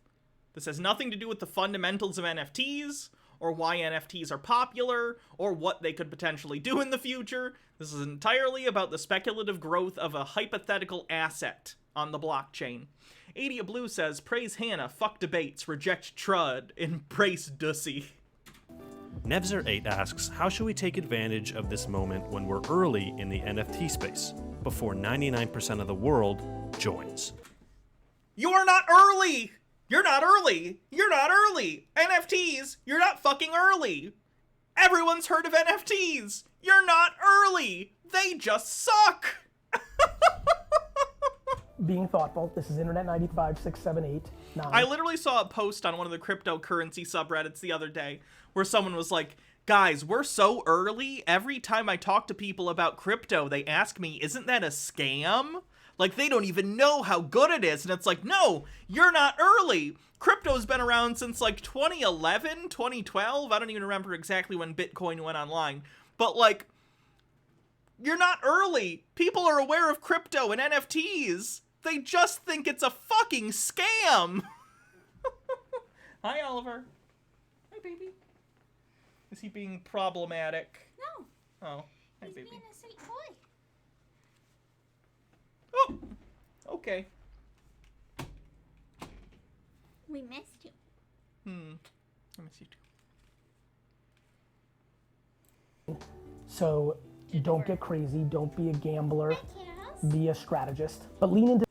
No matter what, if you're investing in cryptocurrency, and even using the word investing is yikesy on this, if you're going to put money into cryptocurrency or NFTs, you're inherently gambling. Honestly, the same is true even if you're in investing stocks, if you're going to day trade, which I don't recommend. But like, especially in crypto and NFTs, which are incredibly volatile speculation bubbles, in my opinion, it's gambling. You're gambling. It's a gamble. Even if you think you're making educated guesses in terms of gambling, maybe you could do something akin to counting cards or whatever, but the deck, it's not one deck. It's a deck with like 26 different sets of cards in it that you're trying to count. You might get a little better than random chance, but not that much better. This self-awareness. You might not be good Also, at running Father. a project, but you might be good at PR, so why don't you start doing PR for the best projects? Look at Guy Osseri, one of the greatest managers of all time. Madonna, U2. What did he do? He didn't launch a project. He manages Bored Ape. Brilliant. I'm an operator. I build big fucking companies. You know how big VaynerX is now? Wine Library, Empathy Crush, like this is what I do. VFriends, I build companies, so I'm gonna operate. But you might be a designer and you know that you can design rad shit, but you need to find a partner who's a promoter to create demand. You know how many artists are hitting me up like, what do I do, Gary? I'm like, you create demand. They're like, I don't know how. I'm like, that's why there used to be, and there still is, and there should be, art galleries. They create the demand. That's why you give up 50% of your action to them. all these people are like, I'm gonna keep all the action. I'm like, you don't know how to create demand. And so what do? You're gonna pay some influencers to tweet? These influencers are losing their fucking reputations behind the scenes. You're gonna pay me $40 trillion to promote a fucking project. So he just admitted that no amount of payment would get him to promote an NFT project because they're so volatile, but he's telling other people to get into these projects. My brain hurts. Crypto Wasteland asks, what are some utilities that you'd like to see projects provide their holders in the coming years? Everything. Free physical goods instead of just free NFTs, right? Kind of like what I'm doing with GiftGoat. Access to parties, percentages of their royalties and other things. Like, you can do anything. They're just contracts. You know, I've thought about buying an island and calling it V Friends Island. What is with crypto bros and wanting to buy fucking islands? Islands are not that great to own. You know how much money it takes to live on an island? Too much. Nick says, does that voice sound like this, like Samir Bhavani? I don't think his voice sounds the same. Like the Richard Branson thing. And if you're a V Friends holder, you can come. And if not, you can't. It's cool. You can do anything. Look at what I'm doing with, Flyfish Club. The token is the member. Mr. Beast revealed that Gary had pooled rich influencers into a call to promote CryptoPunks. That's not surprising to me. Membership club. You used to pay $12,000 a month for one-time fee and then monthly fees for a country club. But now it's a token. So now you can go, enjoy it, maybe you move, and you sell it for a profit. It's an asset. People are underestimating the technology. You are underestimating technology. It's not right click and save. I can pretend I own this building. I own this building. I take a picture. More people fake. Okay, but if you're selling a picture of a building, which is more akin to what we're doing in terms of the NFTs, and I take a picture of your picture that's exactly a one-to-one copy of the picture, then I also own the picture. It's absolutely fungible.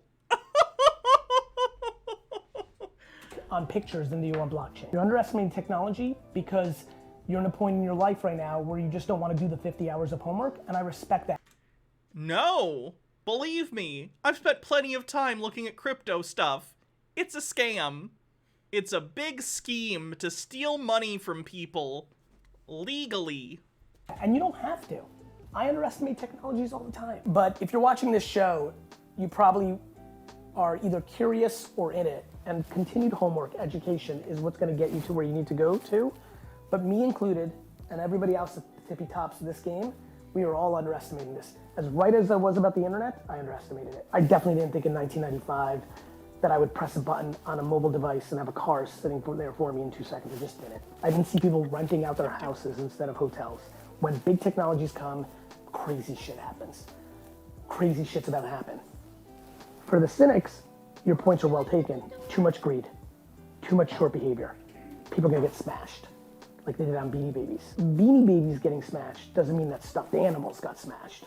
It's one of the biggest economies in the, go. NFTs as a whole are the Beanie Baby, though. The general public does not associate NFTs as like, oh, like your uncle or your grandma or someone who's just a member of the general public, or your cousin or whoever who doesn't follow NFT stuff or crypto anything. They don't look at a thing and go, oh, that's a bored ape, or oh, that's a lazy lion. To these people, to the general public, every NFT is just an NFT. They don't care about the story or the narrative behind that particular NFT project. NFTs are all Beanie Babies. Period. It's insane how much success stuffed animals have in our society. And yes, Beanie Babies are at least real things. And so the next one comes along. NFTs are stuffed animals.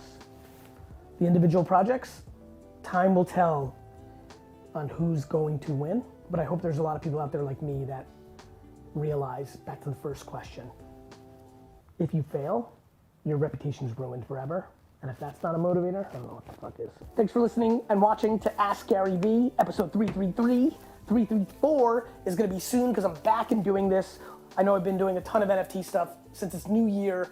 We'll do some other stuff. Look for my Twitter where I tweet out the questions. This guy's a scumbag. Genuinely, I don't know how much he even really believes in NFT, but he certainly invested in it, and he certainly makes money if he convinces other people to put money into it. That's all I'm going to say about it. Don't like him. Let's move on. Spare Keys says, if he wants his stuff to be on the blockchain so bad, why does he have that stuff behind him, and why are they being displayed on a shelf? Yeah, it doesn't make any sense. What are we gonna do next? Let's take another look at Jake. How's Jake doing?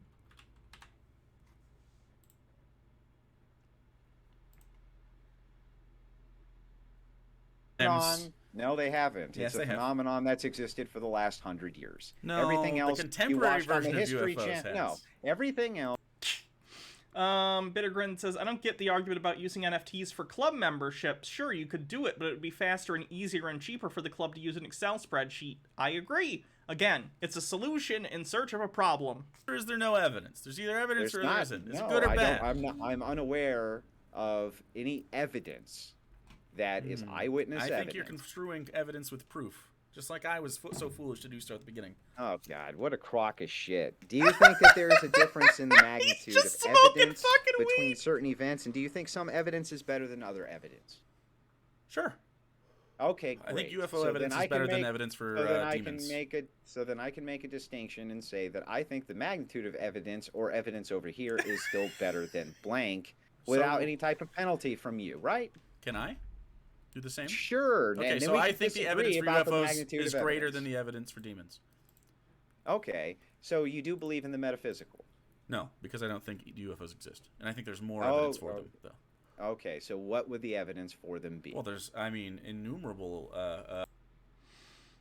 Is that all right with TOS now? If you're in a place where it's legal and your streams are set for adults, I think it's fine.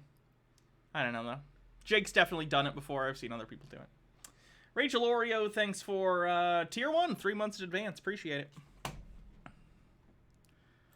Okay, let's do the Cryptoland thing, I guess. Aaron4464, thanks for 10 months. Says I'd smoke some too if I was listening to him.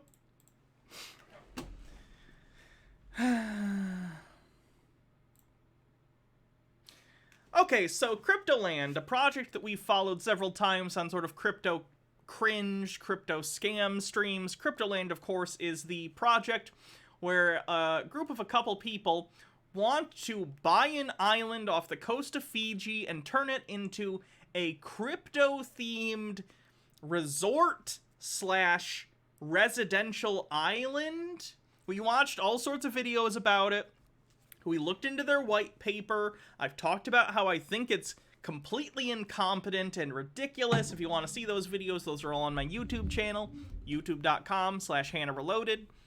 But boy, has there been a break in the story. And the break is Cryptoland themselves have written an article on medium.com basically complaining about all the people making fun of their project and calling furries sus.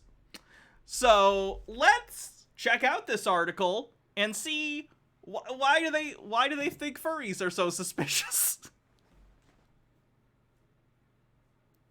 Let's go. Cryptoland on the spotlight.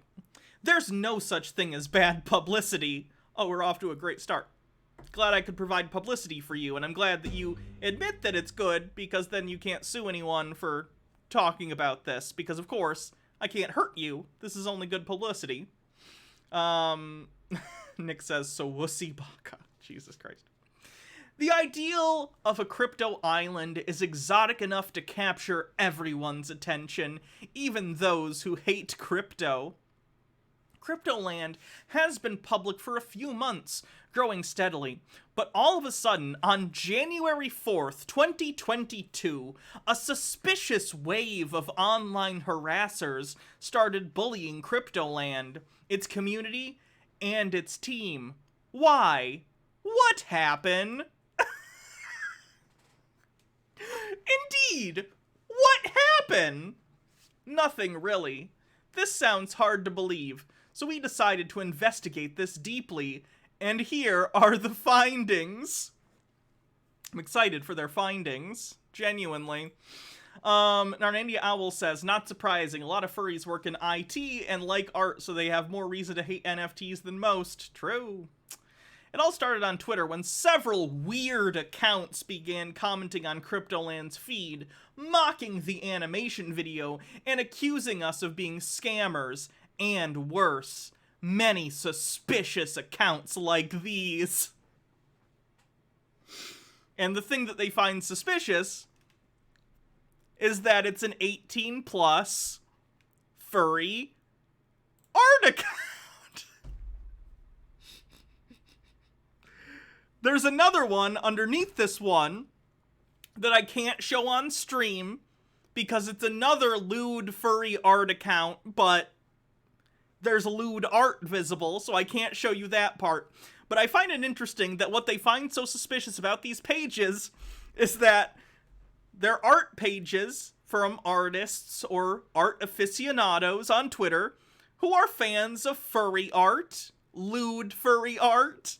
And that's suspicious. I guess if you're a furry who likes 18+ furry art, you're not allowed to criticize things ever, because you're sus. Gibbers the Squirrel says, clearly the reason the Cryptoland folks didn't like that account is that it's 18+. Mental maturity, winky face. Let me switch the camera while I scroll past the, well, I don't know how to put it other than cartoon tits. Oh, and that's a dick worm. Okay.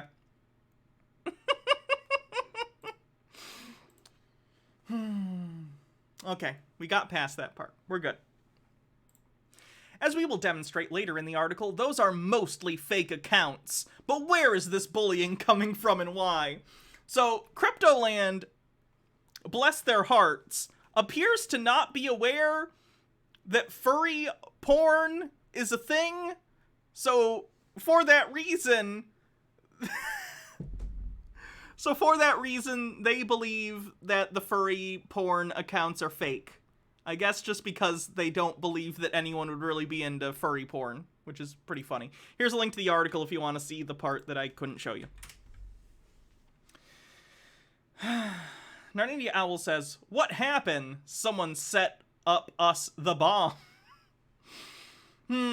Adia Blue says, share the furry porn, Hannah. Don't hold out on us. Anyway, the harassment originated with this thread. Also, it's not harassment. People are allowed to cover your shitty crypto project. Molly White, who's a great follow on Twitter. Molly follows and covers all sorts of crazy crypto stuff, NFT stuff. I'd highly recommend following her on Twitter if you happen to ever spend time in the hellscape that is known as twitter.com. So Molly said an up-and-coming crypto scam or project has managed to dunk on crypto bros better than any satirist I've seen so far, with one of the most painful to watch YouTube videos I've seen in a while. Join me in hell as we watch this together, and of course she ended up watching the Cryptoland video. The threat is a bit hateful to say the least, with what even sounds like some death wishes. And what they consider a death wish is her saying, quote, a private island with a complete ecosystem that represents the blooming crypto space. These people are going to die on this island, aren't they? Okay, I understand that the people behind Cryptoland, English is not their first language. They're from Spain, so maybe this is something that is lost in translation. I'll give them the benefit of the doubt there. Molly is not saying to you guys that she hopes you die. She is saying, oh my god, they're so incompetent that they're going to die. It's a facetious worry pointing out how incompetent you come across. It's not a death threat in any way, shape, or form. Again, if it's a language barrier thing, I get it. If it's not, come on. I've seen soccer players flop better than that. We don't wish her to die, though. Oh, good. I was very concerned that you wanted this Twitter user to die because she made fun of your shitty island project. We don't wish her to die, though. Our only wish would be for her to spread kindness instead and use her time on Earth to do something beautiful with her energy. I hate these two. I hated them before, but whenever I see someone come out, and when people criticize you, it's tough, you know? It's tough when people criticize your project, especially if you've put time into it. But the kind of people who respond to criticism instead of actually addressing the criticism, or even the people who are criticizing them, instead of actually addressing any of that, they just say, like, we just want, like, can't you do something more productive? Or, like, spread love, man. No, fuck you. You're completely sidestepping the issue. You've been criticized time and time again from many people, for many different reasons, about the dog shit idea you have. It's going to happen. When you have a goddamn project that you are publicly giving to people and saying, give us money so we can do this thing, you are now open to public criticism. You are not owed kind wishes and kindness. You are owed basically whatever people decide they want to say about your project. It's public, and you're asking people for money for it. The attacks continued, and then someone set this trap comment. This is their trap comment. At Cryptoland, what will the age of consent be in Cryptoland? Now, to most people, that's not a trap. That's a question that you answer, that's a weird question. At least 18, you fucking weirdo. Lily Love Stuff says, I mean, I've seen grown-ass adults in Spain slut-shame and harass a 12 and 10-year-old before over a singing contest for children. Yikes. So that's not a trap. You just had a bad answer. As we can promptly see in retrospect, this is one of the many accounts involved in creating FUD around Cryptoland. FUD is fear, uncertainty, and doubt. Before even getting any further, note that this account does not have personal profile pictures nor name. As you can already see, this is a red flag account by any standards. It's not a red flag. This person has 734 followers. This is a person who has an account that says Lil Head Ass eBay, and their thing says International Incident Creator. This is clearly someone who shit posts, but like, that's okay. That doesn't make them fake. They're a real person. They have a decent number of followers on Twitter. They're clearly a real person. Overthought says, Crypto Bros losing their shit.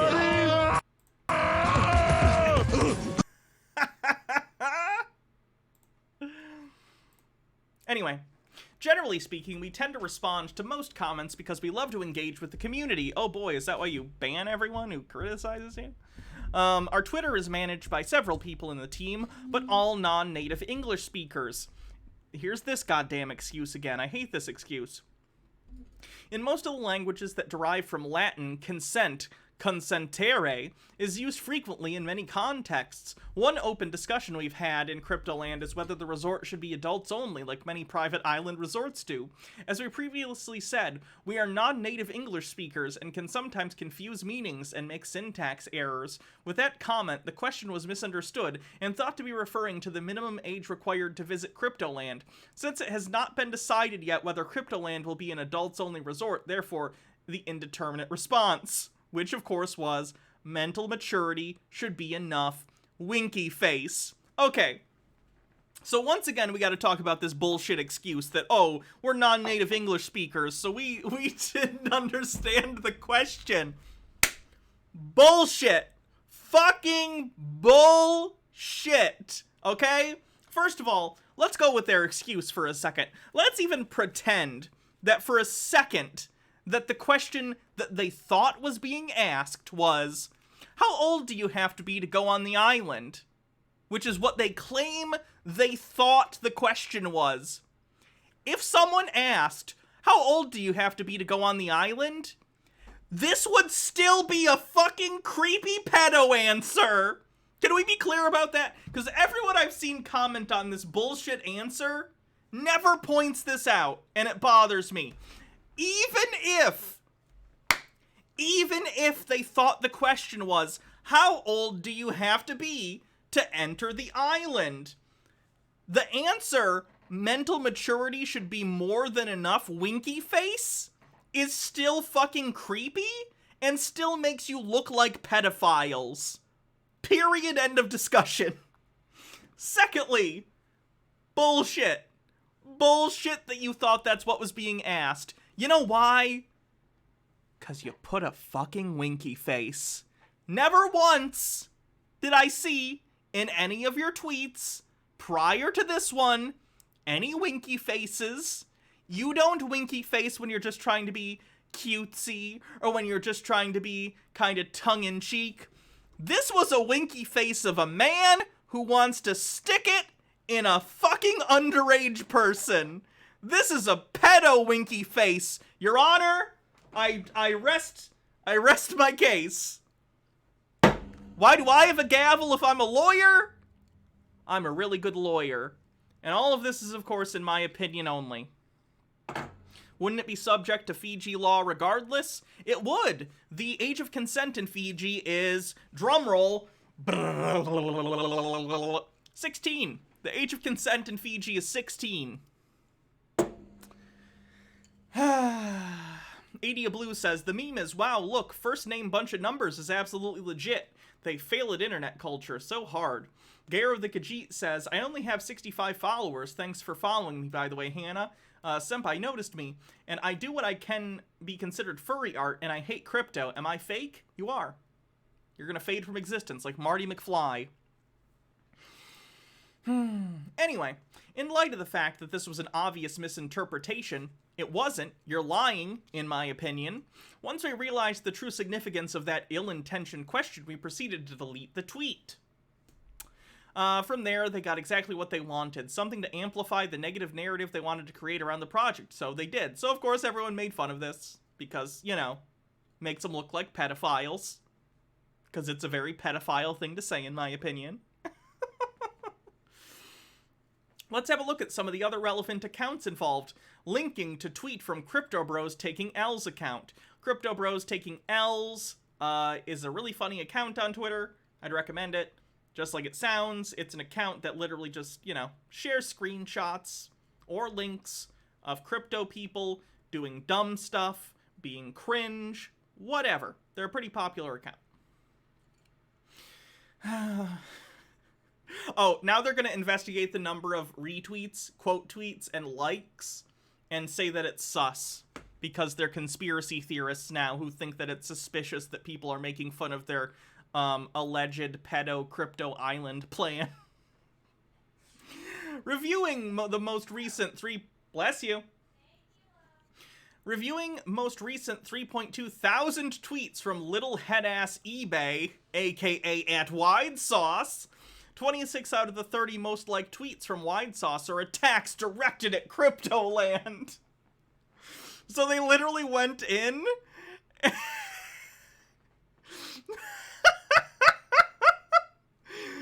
They're literally investigating Twitter accounts that fucking dunked on them for evidence of malfeasance or conspiracy. So most of this guy's tweets that were the most popular were making fun of Cryptoland, which happens. I don't know if you know this, but if you tweet something that goes viral, the people who follow you are more likely going to interact with tweets that have something to do with the viral tweet. That's just how Twitter works. When are they going to investigate me? I hope they do. Please do. Excluding those 22 tweets, Wide Sauce averaged 4 likes per tweet. The 22 tweets above directed at Cryptoland averaged 2,693 likes. Ratio of retweets versus likes is suspiciously low for most highlighted tweets. Take the second one listed above, for example, just 23 retweets and a whopping 5,548 likes. That's not suspicious given the context of this tweet. Why would they retweet that without context? That's not how Twitter works. That's a tweet that I would like, not retweet. I would retweet the tweet from up above that and then like this tweet. They clearly don't know how Twitter works. Let me take this out while I'm reading the article, actually. I don't need it in. Engagement on Wide Sauce's tweets are being driven by inauthentic accounts. So then they just point out that on the followers list of the Wide Sauce guy, there are some people with no profile pictures, which isn't super uncommon. And also, Charlie Stinky69 has a thing that says I smell really bad, and they find that suspicious for some reason. I'm not sure why. Like, on Twitter, I have... How many followers do I have on Twitter now? Like 21,000. 21,000 people follow me on Twitter or something like that. Which is nice. It's cool. A lot of them, and I see when people follow me, which happens regularly. I get a decent number of followers a day. A lot of people on Twitter have no profile picture.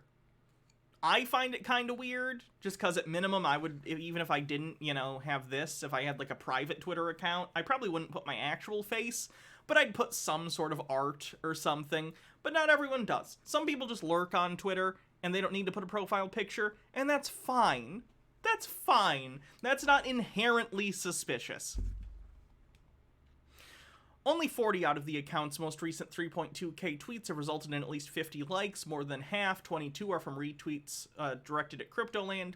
80 out of the account's most recent 3.2k tweets have resulted in at least 20 likes. 213 of the account's most recent 3.2k tweets have resulted in at least 10 likes. In other words, the engagement received by Wide Sauce's tweet directed at Cryptoland are atypical when compared to the account's tweets historically.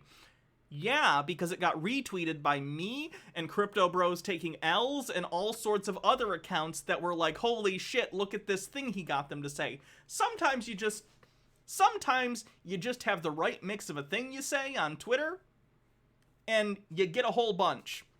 For instance, like a month ago, I tweeted some comic, which I did end up linking to the actual creator of the comic because I felt bad because I didn't think it was going to get that much interaction. But I tweeted this comic page, and that comic page tweet got, bear in mind, normally my likes are like between 50 and 100 likes or something like that. On a really good tweet that a lot of people support, maybe I'll get 1,000 likes. I did a tweet last month that got over 200,000 likes. Twitter's fucking random, guys. Sometimes your shit will just get retweeted by the right person, it'll get sucked up into the algorithm, and a bunch of people will see it. It's completely fucking random. So looking at someone's account and saying, wow, this one tweet sure got a lot of interactions, yeah, that happens sometimes. That's how it works. Coiners Taking L's. 338,000 followers since being created in May 2021 and after retweeting just 569 times. That's because Crypto Bros Taking L's is an awesome account. It's a really, really awesome account, honestly. Highly recommend following. And also, kind of the zeitgeist of people hating crypto is at an all-time high right now, which I like. Insane levels of engagement on this tweet, driven by artificial amplification and via reply. The account's linked to threads from Wide Sauce. So again, Crypto Bros Taking L's has a ton of followers, in the hundreds of thousands. Retweeted Wide Sauce, and then they're like, why does Wide Sauce have so much interaction on that tweet? Because an account with hundreds of thousands of followers retweeted it. That's why. It's easy to understand if you know how Twitter works. Narnandia Owl says, good thing they're using their resources where it matters, not like they are supposed to be trying to buy an island or anything. So this continues. Coiners Taking L's follows just 52 accounts, one of them being Web3 is Great, an account created by Molly White. Again, yeah, Molly White covers on Web3 is Doing Great or Web3 is Great.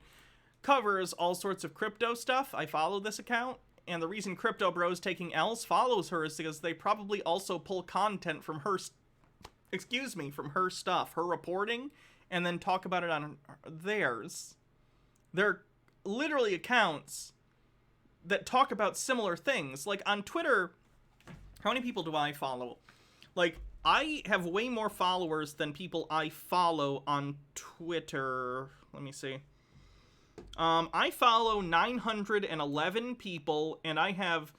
Actually, I'm not quite to 21,000, and I have 20,600 something followers. So I have a little over 20 times more followers than I follow. That's not uncommon. It's just kind of how things work sometimes. When you're actually popular, I know that's a hard concept for Cryptoland, but if you put out content that people actually like, you'll get more people who follow you than you follow. I know it's crazy, but just try and be likable. Just once. We provided a clear explanation of the misunderstanding. Not many seemed to care, though. They continued with their defamation narrative for weeks, even after we addressed the issue several times. Because your explanation smells like dog shit. Your explanation reeks of you trying to cover your ass. That's why. Hydrate. We at Cryptoland condemn any kind of racist, deviant, or abusive behavior.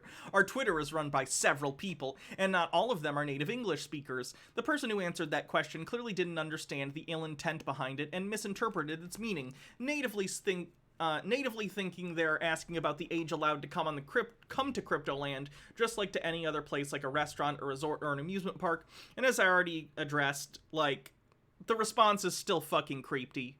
The response is still creepy. Doesn't matter. 1 second.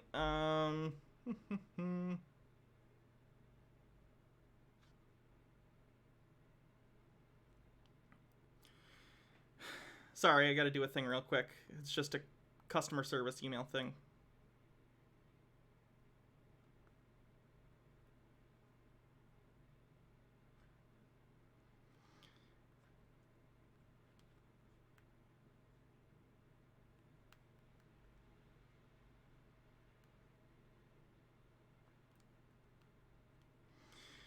Do do do do do do do do.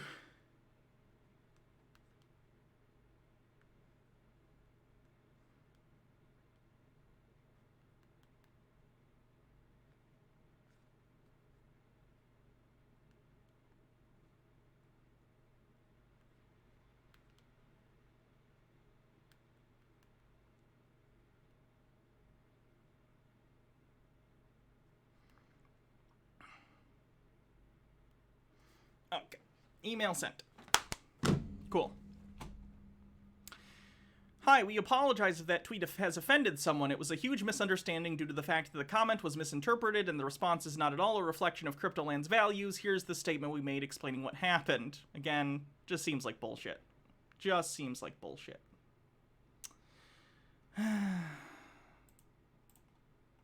Punished Kamui? I don't know this account. Punished Kamui. 130 likes per day since account was created. A clear example of non-human bot-like behavior. Ship posting Cryptoland below. Amy Charlotte Keane says, the Facebook's first ad for Horizon tried so hard to make it seem like the good place is indisputable proof that it's the bad place. This is Cryptoland with a slightly higher budget. Again, it's like the people at Cryptoland don't understand that sometimes you just say a tweet that resonates with people or resonates with like a meme that's going on, and make no mistake, Cryptoland as a bad project that people were dunking on was absolutely a meme at this time. In my opinion, it's still going on in like the crypto hate circles like I'm a part of. Yeah, it's not suspicious when you do a fucking banger of a tweet like that. Rad Legal Takes, 100 plus likes per day since account was created. Propagating conspiracies about Cryptoland. Let's see. Cryptoland sells children in filing cabinets through Wayfair. OMG, is this true, Cryptoland? This just in. Cryptoland steals NFTs from orphans. So, okay, that first tweet is a reference to a QAnon conspiracy theory that they are making fun of and satirizing with that tweet. And the Cryptoland steals NFTs from orphans is also clearly satirical. So, don't really know what to say other than that. Spreading false accusations about the team. So why only white people on your island? Would you care to comment on your recent findings of the devs' post of white supremacy they deleted back in 2020? So the devs of Cryptoland, wear the tinfoil horn since we're getting into conspiracies? Okay. Hats off. Let me put on the horns real quick. There we go. So the devs of Cryptoland have deleted posts back in 2020 that depict acts of white supremacy. Would you visit the island? But what about the accusations of white supremacy from the devs? It's found that in 2020 they deleted accounts and posts that related to white supremacy. Not only is this a scam, but the devs are extremely racist. LMAO imagine supporting a project run by white supremacists. I don't know anything about these claims, so I can't speak to their veracity, but that would be very funny if it was true. Or even worse, death wishes. This is just me reading this tweet. I don't agree with the contents of this tweet. I am reading it for journalistic purposes. It's the Cryptoland presentation, and someone retweets and says, I hope everyone involved with this project gets AIDS and fucking dies. That seems extreme. I don't agree with that statement, but that is something someone said. That's another death wish, which I don't endorse. I don't endorse any of these Minecraft wishes, okay? Most of our team members also got attacked on LinkedIn and via email, causing them anxiety, stress, and fear, so we will protect their privacy going forward. I don't disagree with that, by the way. No one should ever go and harass actual employees or anything working on this project. I don't even think you should engage with the actual people who are, like, behind this, unless you're an actual journalist or someone who wants to get an interview with them and talk with them one-on-one on camera or on the record. That's fine. But anyone directly sending, like, hate or threats of any kind to these people, you're a fucking idiot. You're a fucking idiot. This project is ridiculous and stupid, and I think it smells like a scam in my opinion, but threatening people, total dog shit. Don't do that. Social network analysis. To get a better sense of the abnormal engagement those fake accounts create. Again, you haven't established they're fake accounts. They're not fake accounts. A lot of people just find your project really funny. We have rendered a node map that gives a big picture view. Map graphics, 12,264 tweets, 4,367 unique accounts represented, data from January 2nd to January 11th. Verified accounts, 92 out of 4,367 are green below, unverified accounts are red. The vast majority of Twitter accounts are not verified. The vast majority, okay? So, like, that's not crazy that they're not verified. A lot of people don't have their verified accounts or whatever, or people have shit posting accounts or whatever.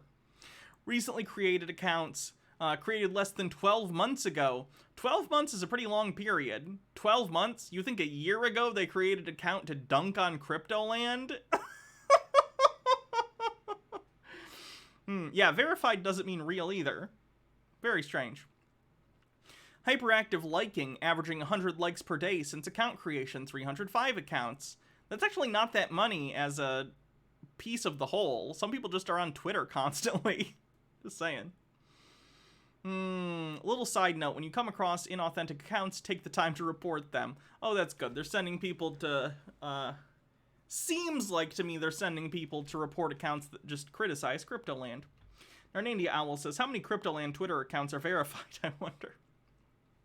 Conclusions. This analysis shows clear evidence of a directed bullying campaign driven by amplified artificial engagement, but it's also important to mention that it was then followed by some organic participation as well, while really downplaying the fact that everyone on the internet hates them.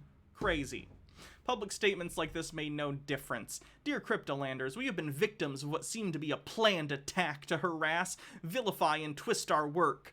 We condemn all the false information and false accusations being spread about Cryptoland and invite those who are truly interested to make their own research and politely ask us if they want to know anything about this amazing project. Much love, Cryptoland team. Again, this is complete conspiracy nonsense. There was not some sort of, like, directed, planned effort to shit on your shitty project. It's just a project that is so monumentally bad and cringy, especially with your video, that it became a meme. You failed so hard, and you cringed so hard, you memed yourself into people hating you. That's impressive. This didn't seem to interest the mainstream media either. A crypto island story is so irresistible that Cryptoland was covered by some of the biggest online newspapers in the world. Who is behind the origins of this and why is something that will be an ongoing investigation. What we already know is that many of those accounts are anti-crypto and regularly engaged with degrading practices. Retweet if you're NFT phobic, as if that's actually some sort of bad thing.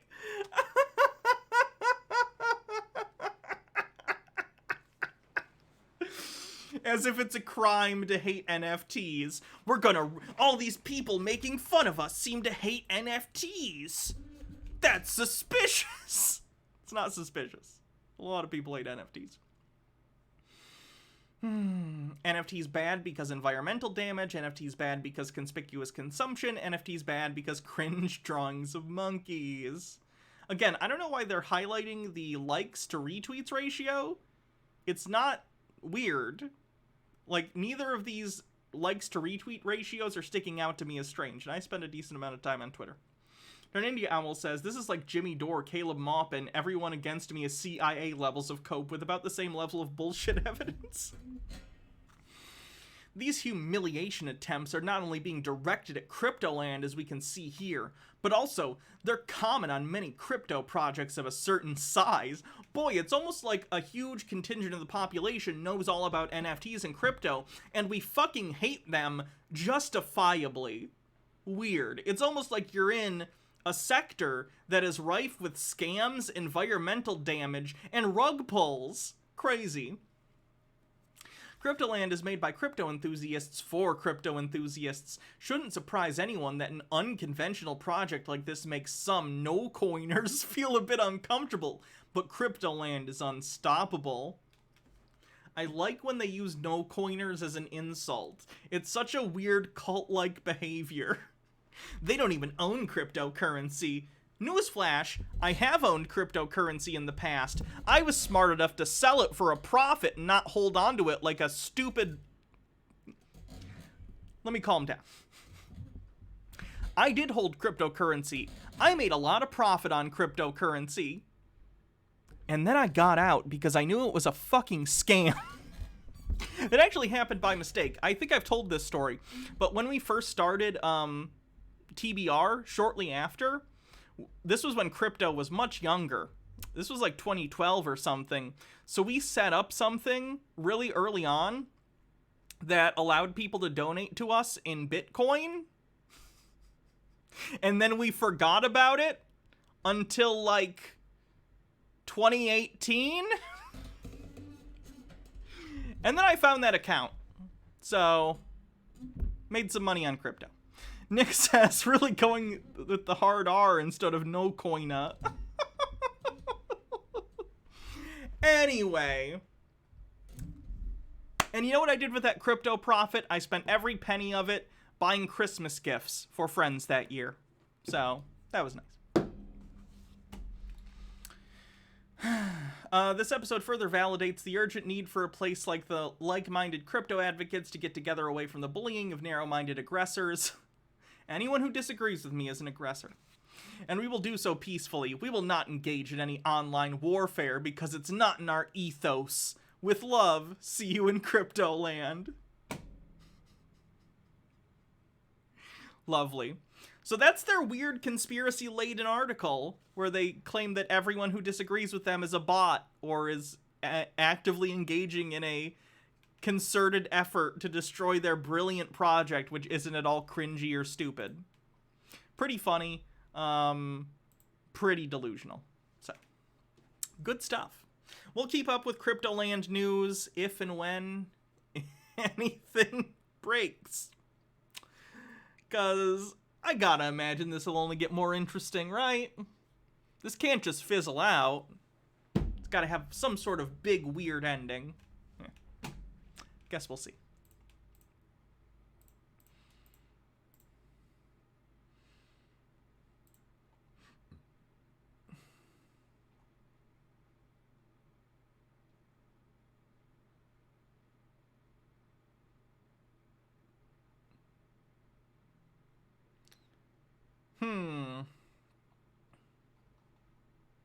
What do I want to put on? How about a quick cleanse that's a funny video of people trying testicles? So close together, it might as well be dick and balls. Oh, Jesus. We're eating balls. Well, Shannon thinks she's here to eat a dick, but I know that we're here to eat testicles. Where did my life go wrong that I'm going to be eating testicles with Jesus? They're very tiny testicles. Yeah. Oh, lovely, I can make a little sandwich. Oh, we got sides. What are these, mouse testicles? They must be man testicles.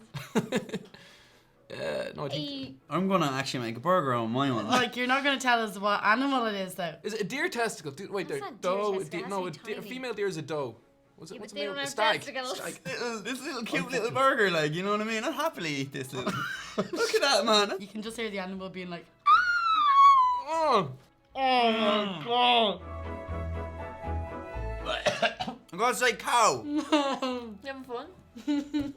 It's like, you know when you get a steak and you have that real rubbery bit of fat on the edge of it that just won't chew and won't go down that you cut off and you leave on the side of the plate? It's like that. Chew it. See, that sounds bad to me. I don't have any sort of like inherent issue with eating a testicle, right? Like, to me, I don't know. There's no part of the animal that I'm inherently going to be like, that's disgusting. Like, I eat beef and chicken and pork and stuff. So, like, nothing's inherently off limits to me. Except maybe eyeballs and tongues. The wet bits are a little weird to me. But, I theoretically would eat a testicle. But being chewy and stringy, it's not about it being a testicle. That just sounds bad to me, because I don't like things that are like chewy and stringy like that. Anus, if it was prepared correctly and it was clean. I'll eat ass. Pigeon. No, that's awful. Don't give us pigeons. These are pigeon testicles. You made us eat flying rat. Since when have you ever seen a pigeon walk around with like a little don't. set hanging Yeah, around no, on the what you bottom? talking? They don't even have balls. You could give me 12 of those covered in salt and vinegar, and I'd just be like, yeah. How are you so happy? Because I'm hungry, man. Am I ever not happy? Are these tiny testicles like in a croissant? In a volleyball. Like a little bean. I didn't get. I did eat a testicle in Charisma Saves, which is tomorrow, by the way, so make sure you come and check out our D&D campaign that I do with Actual Jake and some other friends over on twitch.tv/ActualJake. Tomorrow around 6 p.m. we'll be starting Charisma Saves. Yeah, any scrotum. So this is the actual This sounds awful. testicles. That's tiny. Mm-hmm. That's alright, that's alright. Nice little smell test. Eat the scrotum. Eat the scrotum. I love the contrast. I'm glad it's me and you. It's so weird, man. Yeah, it must have smells of Touch it with your pastry. finger. Do it. Do it. It tastes like a Volleyball with a bit of tuna in the middle of it. Mmm, very mushy. It tastes so good. That ball just fell apart in my mouth. It's a duck. No, that's alright. Yeah, man. I didn't even know the scrotum was there. It was like I was just eating ball by itself. That wasn't bad at That all. wasn't that bad. Why are the goose testicles smaller than a pigeon's? That's f***ed up, man. Look it, well, guys, A+ for presentation. Is there like spermatids? Stop asking Oh, that. why? Because it's something I want to know. Will we be tasting clits one day? No, it's the answer. That's cheese, I think, is it? Is it cheese? Sure, you always need a bit of cheese with your testicles, don't you? Ah, cheesy testes, you know. These ones are, like, the last ones were more squidgy. And it's just like Yeah. incredibly chewy meat. Kind of a bit of a tangy taste at the end of it. Testicles. Oh, there's nothing getting through this one. The smaller they get, the stronger they are. Drop a bit of ball. Did you drop the ball? You dropped the ball! These are cat balls. Please wait till I swallow it before you answer that question. It's not going down the way I want it to go down. It is cock balls. Cock and balls. We just the cock of the cock. We had the ball of the cock. Oh my god. Oh my god. Oh my god. I need to go to counselling because I don't know the difference between dick and a ball. Cocks have tiny balls. Yeah. We're already catching all these birds. They're just hanging outside the office window like that. Well, that's a full-on ball. Ooh. Oh wow, that smells pungent. Oh, it's bloody huge! It's bloody huge! Oh man. They put it in batter or to make us less scared. Well, it didn't work because I'm still terrified. No, I was expecting big balls to come up on front of me, but like... That's kind of like real testicles. It's a bit chewy. That's a booker. That's a booker. I'm gonna try and swallow, but I don't think I'm gonna be able to. There's nothing happening. That is the chewiest testicle ever in my mouth ever. I don't know what's better and what's dick. Ball! Say, Paddy, you can do this. Patty, you can do this. Where's my emotional support? It won't even break. Like, it's just... Satan's bollocks. That's exactly what it is. Just think about it. Testicles all over your face, slapping up. Can we have the rest of the lamb? Come on. Oh, yeah. Get that bucket over here. We don't need it. Does the thought of testicles make cis straight men genuinely want to puke? Like, I understand the taste, but he made him gag by just saying, imagine testicles slapping you in the face. That's funny. No way! Is that going in? Mr. Blast says yes. My mouth. My eyes twitching. Oh my god, is this even cooked? Will you stop touching the balls and analysing the balls? Can we not just do what we're here to do? It's eat the balls. I want my testicle to be clean when I put it in my mouth. 3, 2, 1.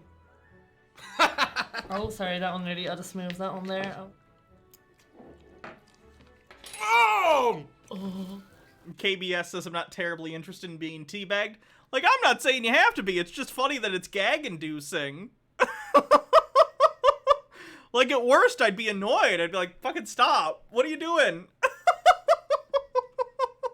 It wouldn't make me gag unless they were nasty.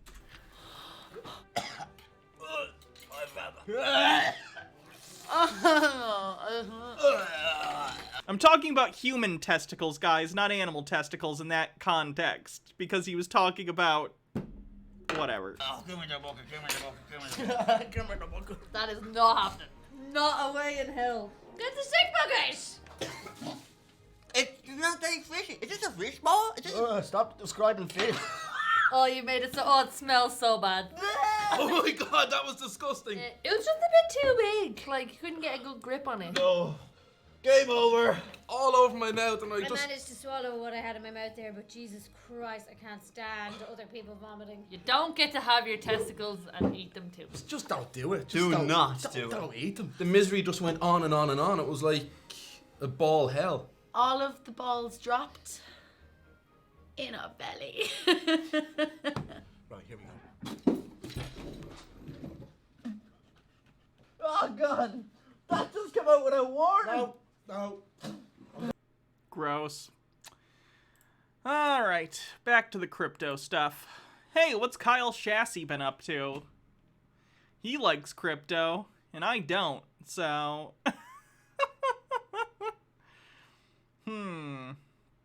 We want something... it's not too long.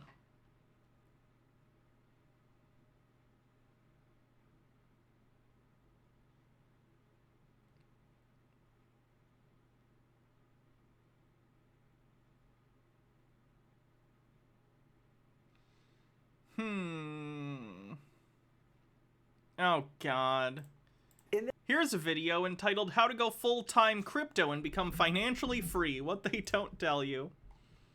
I'm guessing it's going to be full of really bad advice that's clearly financial advice, but he's going to say, I'm not giving you financial advice, so he'll get away with it.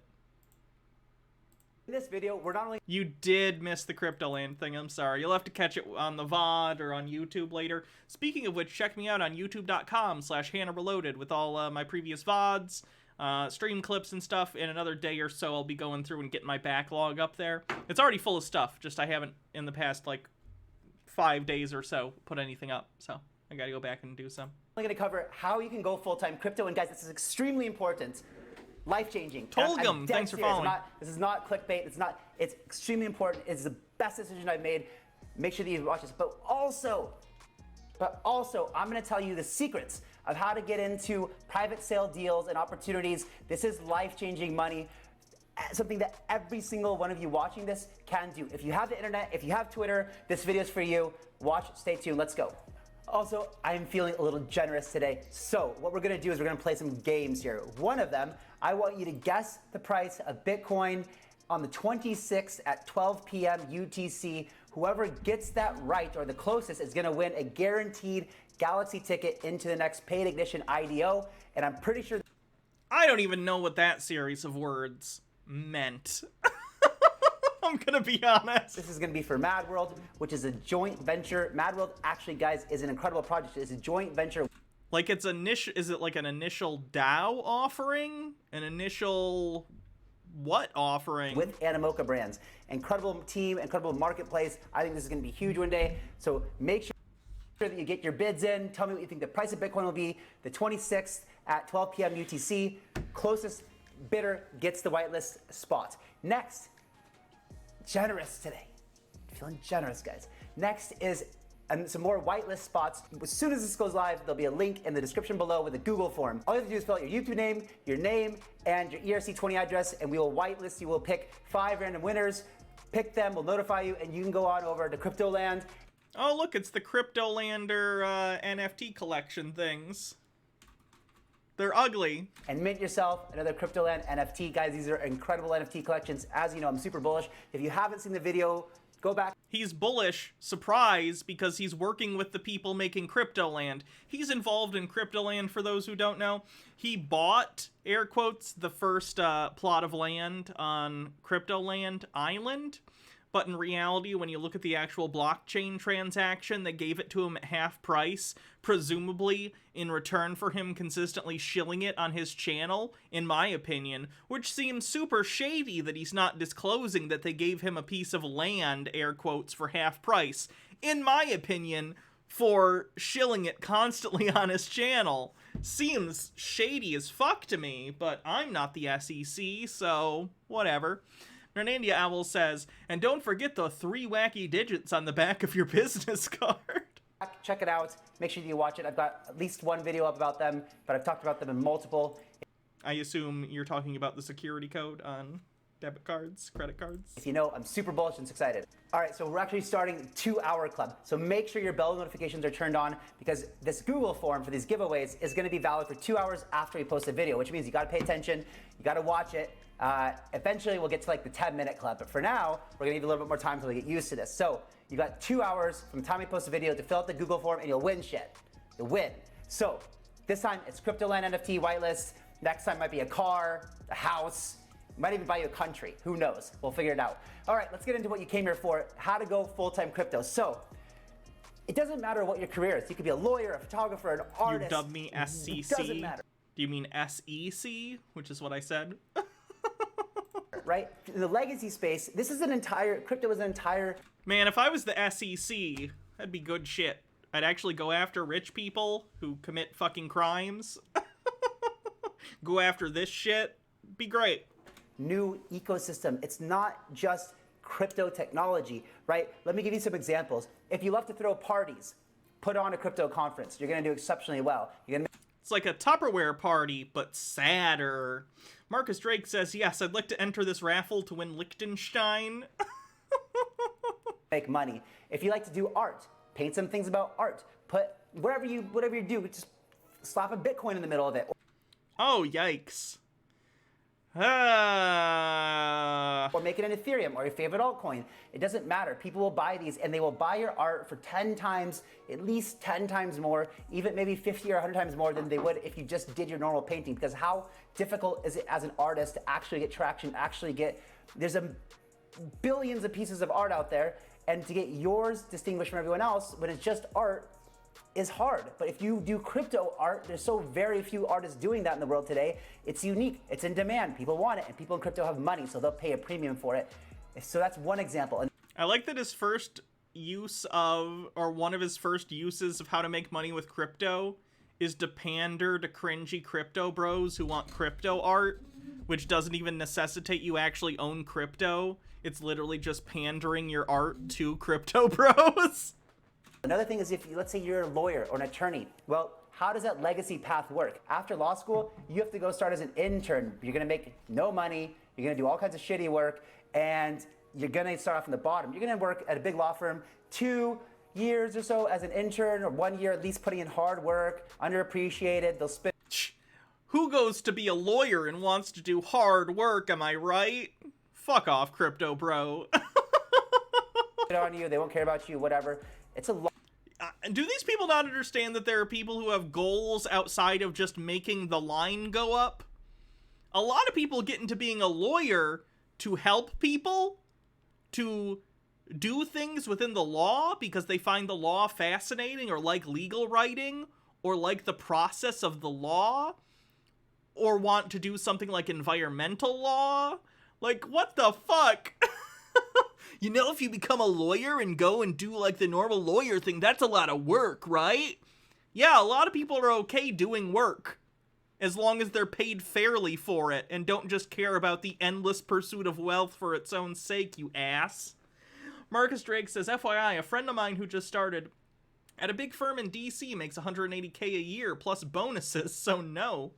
Nick says, I hate this guy as a person, and I hope he goes completely broke. Replicant 2019, thanks for 4 months, says 5 months, and we will have a baby. Indeed. A lot of time to go unnoticed, and you probably won't even be breaking even on your monthly expenses. If you graduate law school and you go to a crypto conference and someone says, what do? You go, I'm a crypto lawyer. And you say it with confidence and conviction, right? Be a man of confidence. Everyone loves in the crypto community a really good confidence man. You'll go real far. Everybody needs a crypto lawyer, right? And everybody. He's basically telling people to go out and become Better Call Saul, but fucking crypto. Needs them. Everybody. I could send you business left, right, center. Just take the time out to study law individually after law school or during law school, or if you're a lawyer right now, and learn about crypto law and stay on top of it. Make that your expertise. And you jump directly to the top. You can start your own law firm, put your name in there. Bob LLC attorney, right? It doesn't matter, nobody cares. So this is a way to jump 15 years to the corporate ladder to doing your own law firm. Amazing. Wow, just go out and start my own law firm. How did I not think of that? What a genius strategy.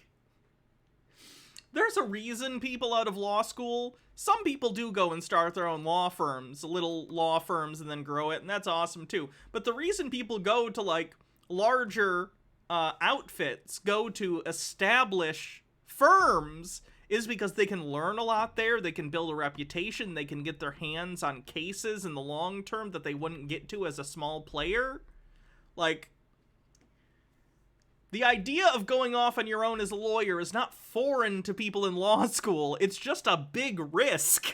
If your website... Especially if you're talking about going into fucking crypto law. My God. Make crypto websites. They're incredibly demand, hard to do. And connections, yeah. If you're an animator, do animations for game trailers, whatever. Again, premium, everything goes for premium. If you are a developer, learn Rust. If you learn Rust, you're gonna make $400,000 a year in your first year. Easy to do. Go learn how to code Rust. Learn a little bit about Substrate. Learn about Solana. Easy to do. Don't start as a dev in some dev shop working. Just learn to code, bro. For other people, it's dumb. You can literally go learn Rust right now, today. And if you knew it, I would hire you and pay you a ridiculous amount of money because nobody knows Rust. But it's not that hard to learn. I don't know. I've never done it, but I don't have the attention span to be a developer. But you might, watching this, you might have the attention span to do it. So if you are a Rust developer, make sure that you DM me because I definitely need you. But make sure that you're smart because I definitely need that as well. But it doesn't even matter. You don't have to be super talented. You can learn along the way. Okay, now we have things like play to earn. Nick says, can we show this guy some appreciation for his income claims? Games. So what you can do is you can just join a guild, apply for a scholarship, grind your ass off, and make money in a guild model. Or you can go start your own guild and manage other scholars. Actually, we need you. Is he talking about play to earn games? Play to earn games are in my opinion, Ponzi scheme. Don't join play to earn games. They're not fun and they're scammy. The economy of like the biggest play to earn game collapsed recently due to some changes they had to do because the scheme was falling apart. If you're watching this, we need a lot of people. If you're talented and you're smart and you want to be part of us, message me because there's probably an opportunity for you. But if you're coming from somewhere where there's a lot of need for something like play to earn, like the Philippines or Venezuela or developing countries, you can be. For those who don't know, I guess I should explain what play to earn is. Play to earn is the dumbest thing ever and is one of the most dystopian concepts I've ever heard. Effectively, it is a scheme in which... let me pull up one, for instance. Play to earn games. What is the name of the big one? I forgot it. It's like Pokemon, but it's not Pokemon. It's like a Pokemon ripoff. Best play to earn games. Best, yeah. Axie Infinity, that's the one. Okay, so Axie Infinity is a Pokemon knockoff where you battle these little, honestly, NFT-looking creatures. And you will earn, if you play this game, you will earn cryptocurrency as you play, a very little bit at a time. The catch is, of course, in order to play the game effectively, the stuff that you use to play the game, you have to buy, also in cryptocurrency. So what happens is, instead of individual players actually paying in and then making money on it, what happens is there are these guilds. So you have some sort of venture capitalist crypto bro who comes in, buys tons and tons of the starter kit stuff, and then comes in and recruits people from developing nations usually, and says, hey, you have a computer, come join this game, you play it for me, I'll provide you with the starter kit stuff you need to play the game and grind it, and you give me most of the profits, and then I'll give you a little bit for playing, but you don't have to put any money in. So it's effectively created sweatshop conditions, but for people playing a goddamn video game for fucking cryptocurrency. It's really stupid. It doesn't make sense, and the economy of this has already collapsed at least once, and they had to restructure, because as it turns out, people don't play the game for fun. No one plays the game for fun, because it's not structured as a game meant to be played for fun. It's structured as a game meant to make money, because that's the only reason people play it. So people basically buy the only things they need to play the game, the essentials, and then they no longer buy anything. So then, unless there's new people constantly coming into the ecosystem and buying in, then there's no money to pay out to the players. It's a Ponzi scheme!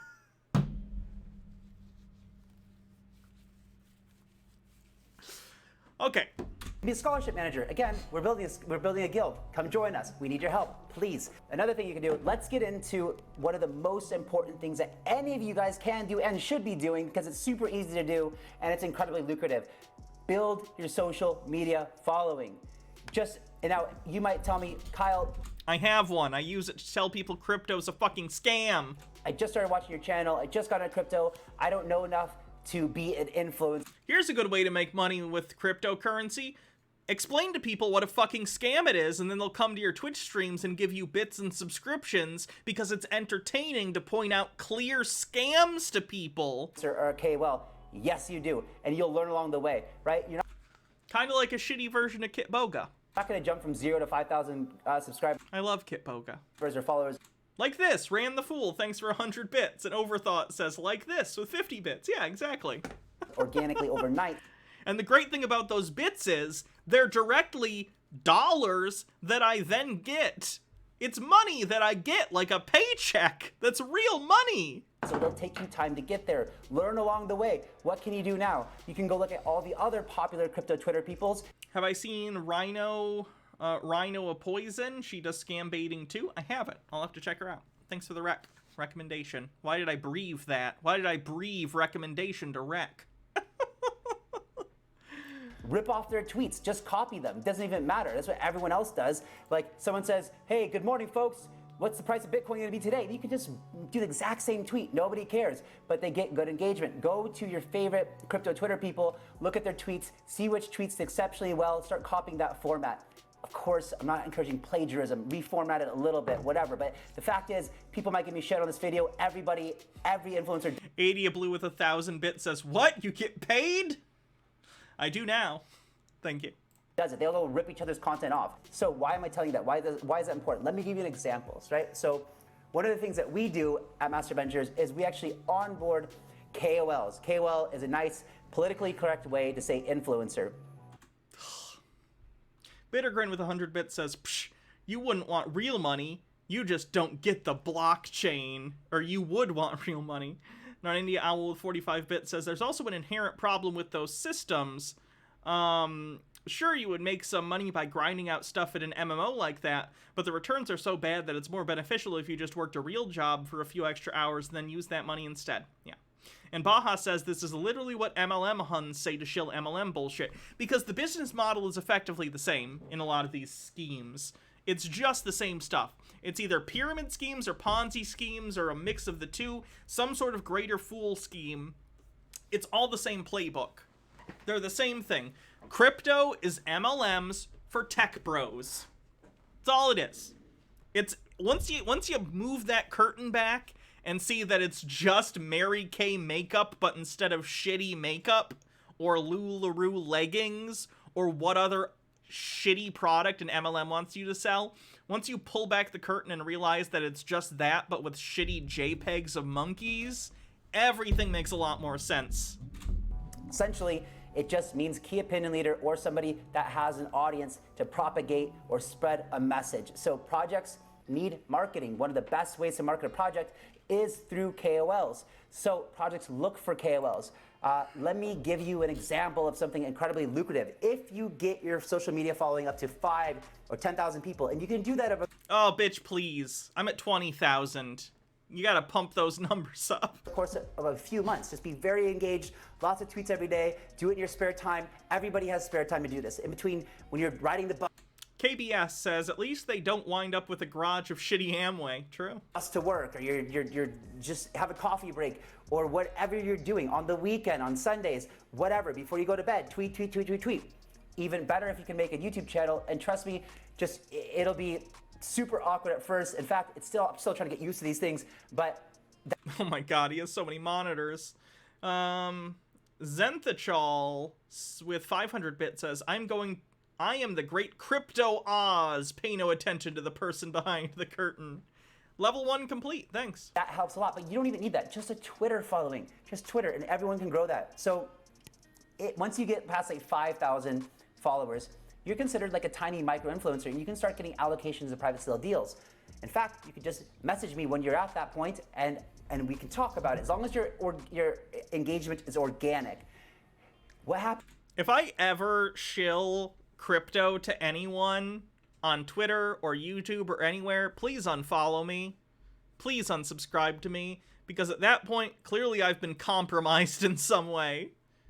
Do not ever listen to anyone who shills that shit to you. What happens then is you start getting acts. Thanks to the sponsor of this video, Rage Channel. It's a joke. They have offered me a sponsorship, though.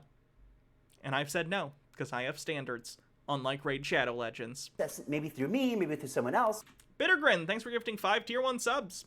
It doesn't matter. Reach out to these VCs, reach out to these people advisors, and say, hey, are you guys looking for KOLs? I can help support a project. Now, which ones are you going to support? Again, make sure that you do your own research. Make sure the last thing you want to do is go talk about a project that you don't support or believe in. You need to build your own knowledge base. You need to actually believe in the projects that you're supporting.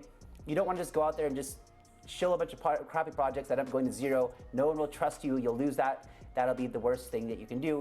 It's career suicide. You might unsub if I was shilling for Raid. Understandable.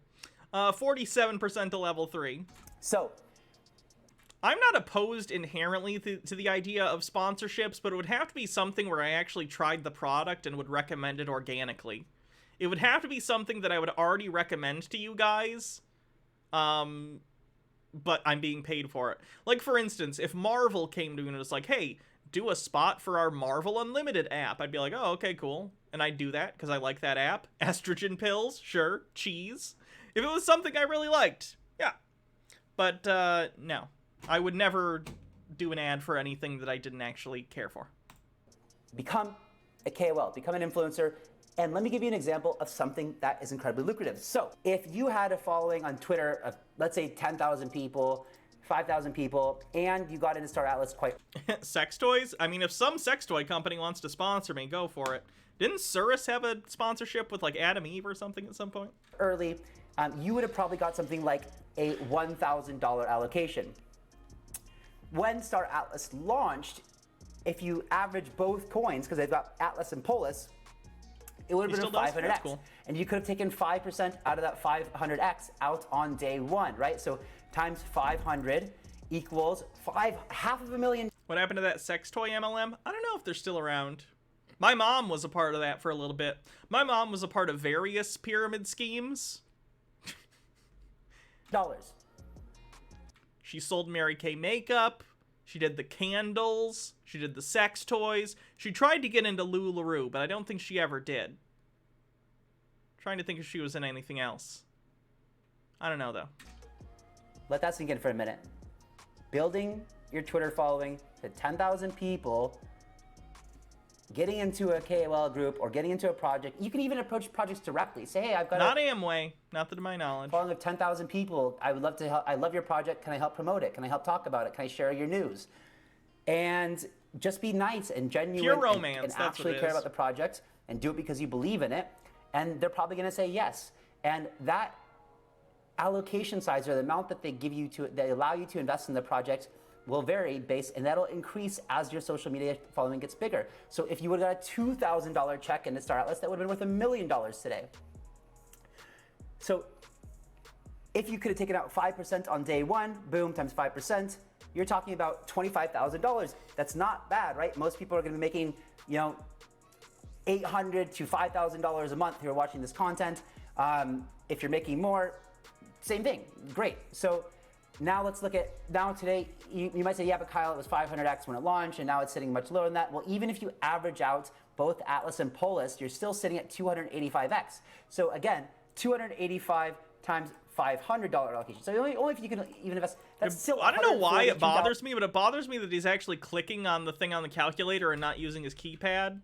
That's just a preference I have. I prefer to use the keypad if I'm using a calculator. Double that if you would have gotten to invest $2,000, and even a hell of a lot more if you could invest $5,000. India Owl says, "Oh shit, he brought out the Windows calculator. Now I'm sold." I know, right? It's very official. That every single one of you guys can do in your free time, and it might feel awkward at first because you don't have the confidence yet, but again. And because you're getting involved in scams. And you don't have to go out and immediately talk about other projects. Just do the most overarching things about crypto. If you hear some news, go tweet about it. If you like, just don't make stupid tweets about Shiba Inu because it's popular. It's going to get you followers. Go take lessons on how to growth hack and organically your social media following. All the tips, tricks. There's tons of content out there on how to do this. This is the best way that you can get yourself into private sale deals that will make life-changing money. This gives you the financial freedom to then focus more on your social media. This is a full-time job in its own right, so you don't even have to go into what your old career path was. Everything I've been talking about takes a leap of faith. But Kyle, I'm tired after work. I just want to watch Netflix and go to bed. Okay, fine. Then your life's not going to change. Kyle, I already have a good spot with dental care, health insurance, and a 401k plan at my legal firm. I am an intern, but I've got security. Well, then go and take your security and be secure and not change your life. If you want to go full-time crypto, you have to take a leap of faith. Walk off that edge and... This is all terrible advice. Know that you're going to be confident. Crypto blockchain is growing at an average 85% per year. I think that's even going higher now, which means that there's... That average is very skewed by some very strange activity that's happened because of credulous news sources, but that's a whole other thing. Tesla goes Skynet. Oh god, what's this? And now with the software update, you can actually make thousands of people drive safer. Software update overnight. Wow. But now, with the software update, you can actually make thousands of people drive safer. Just with the software update overnight. Wow, that's actually... Yeah. That's actually healthy.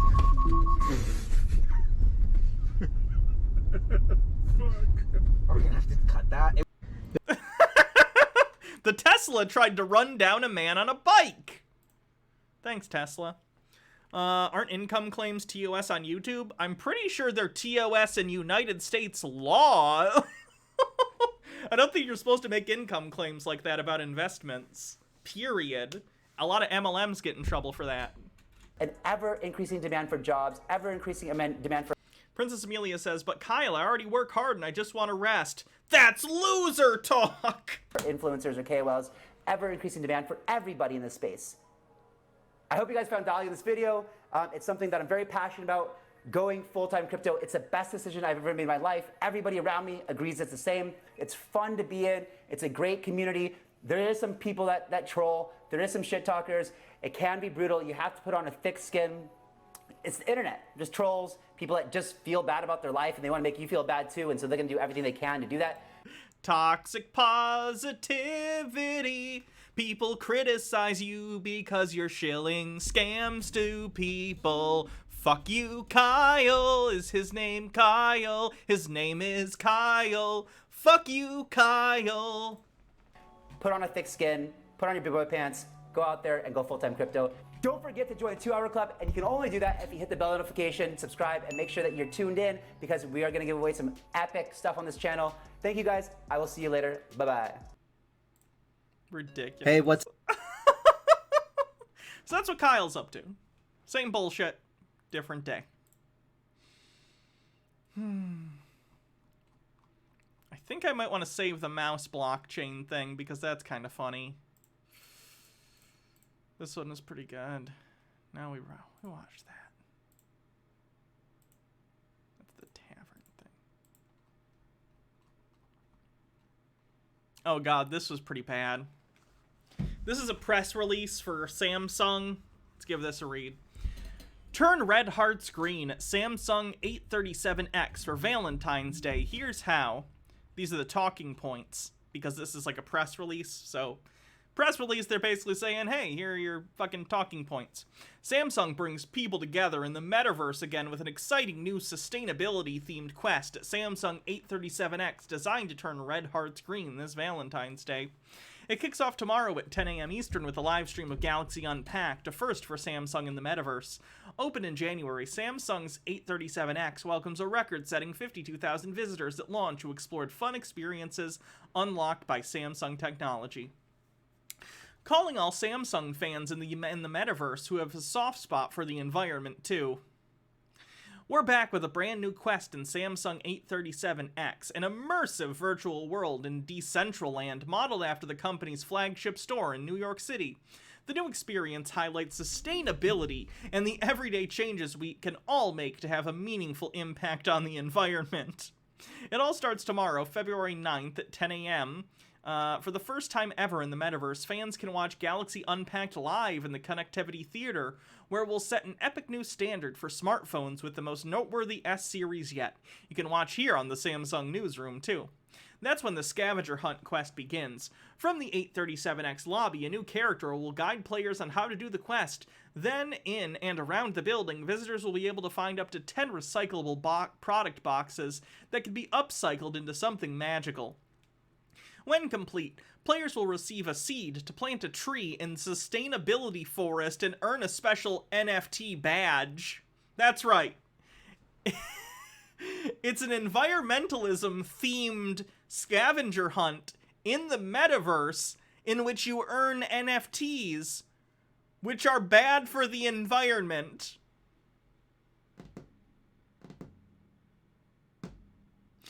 Zero V Streaming says, guess I'm going with Apple for my next phone. 980 Owl says, for a second I thought it was green because money. They'll be instructed to return on February 14th, Valentine's Day, to finish the quest and get their unique wearable by showing love for the forest. There'll be more surprises along the way, including an Easter egg hunt for another super exclusive NFT badge. Samsung 837X opened its doors in January at CES 2022, leading visitors on an immersive journey through the Connectivity Theater, Sustainability Forest, and Customization stage. The initial launch drew 52,000 unique visitors in just 2 days, one of the most ever for a Decentraland experience. Players wowed us by collecting 149,000 NFT badges at launch. Let me be clear, 149,000 NFTs! And they're doing a product on sustainability.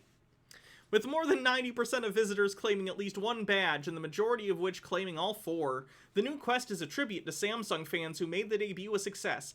837X is just another way Samsung offers people next-level experiences and connects with them where technology and culture collide. Samsung keeps sustainability at the heart of everything we do, from our products to our people to our operations. Go fuck yourself. Are you kidding me? It would be like doing an environmentalism thing where you go out and you literally burn a forest down. Like, what the fuck are you doing, Samsung?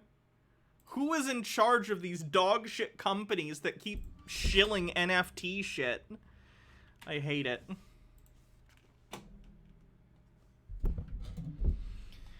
Okay, let's see who we're gonna raid. Jake's still on, looks like. Is he still gonna be on for a while? Let's hope so, because I'm gonna raid him. Do they even have it? If they have it, I'll Alright. Thanks everyone for coming to the stream. Electric Yodi, thanks for subscribing with Prime. Tomorrow we'll be doing D&D over on Actual Jake's channel, which is who we're about to raid. So if you want to see us play D&D and watch me play my Tabaxi Rogue, go hang out there.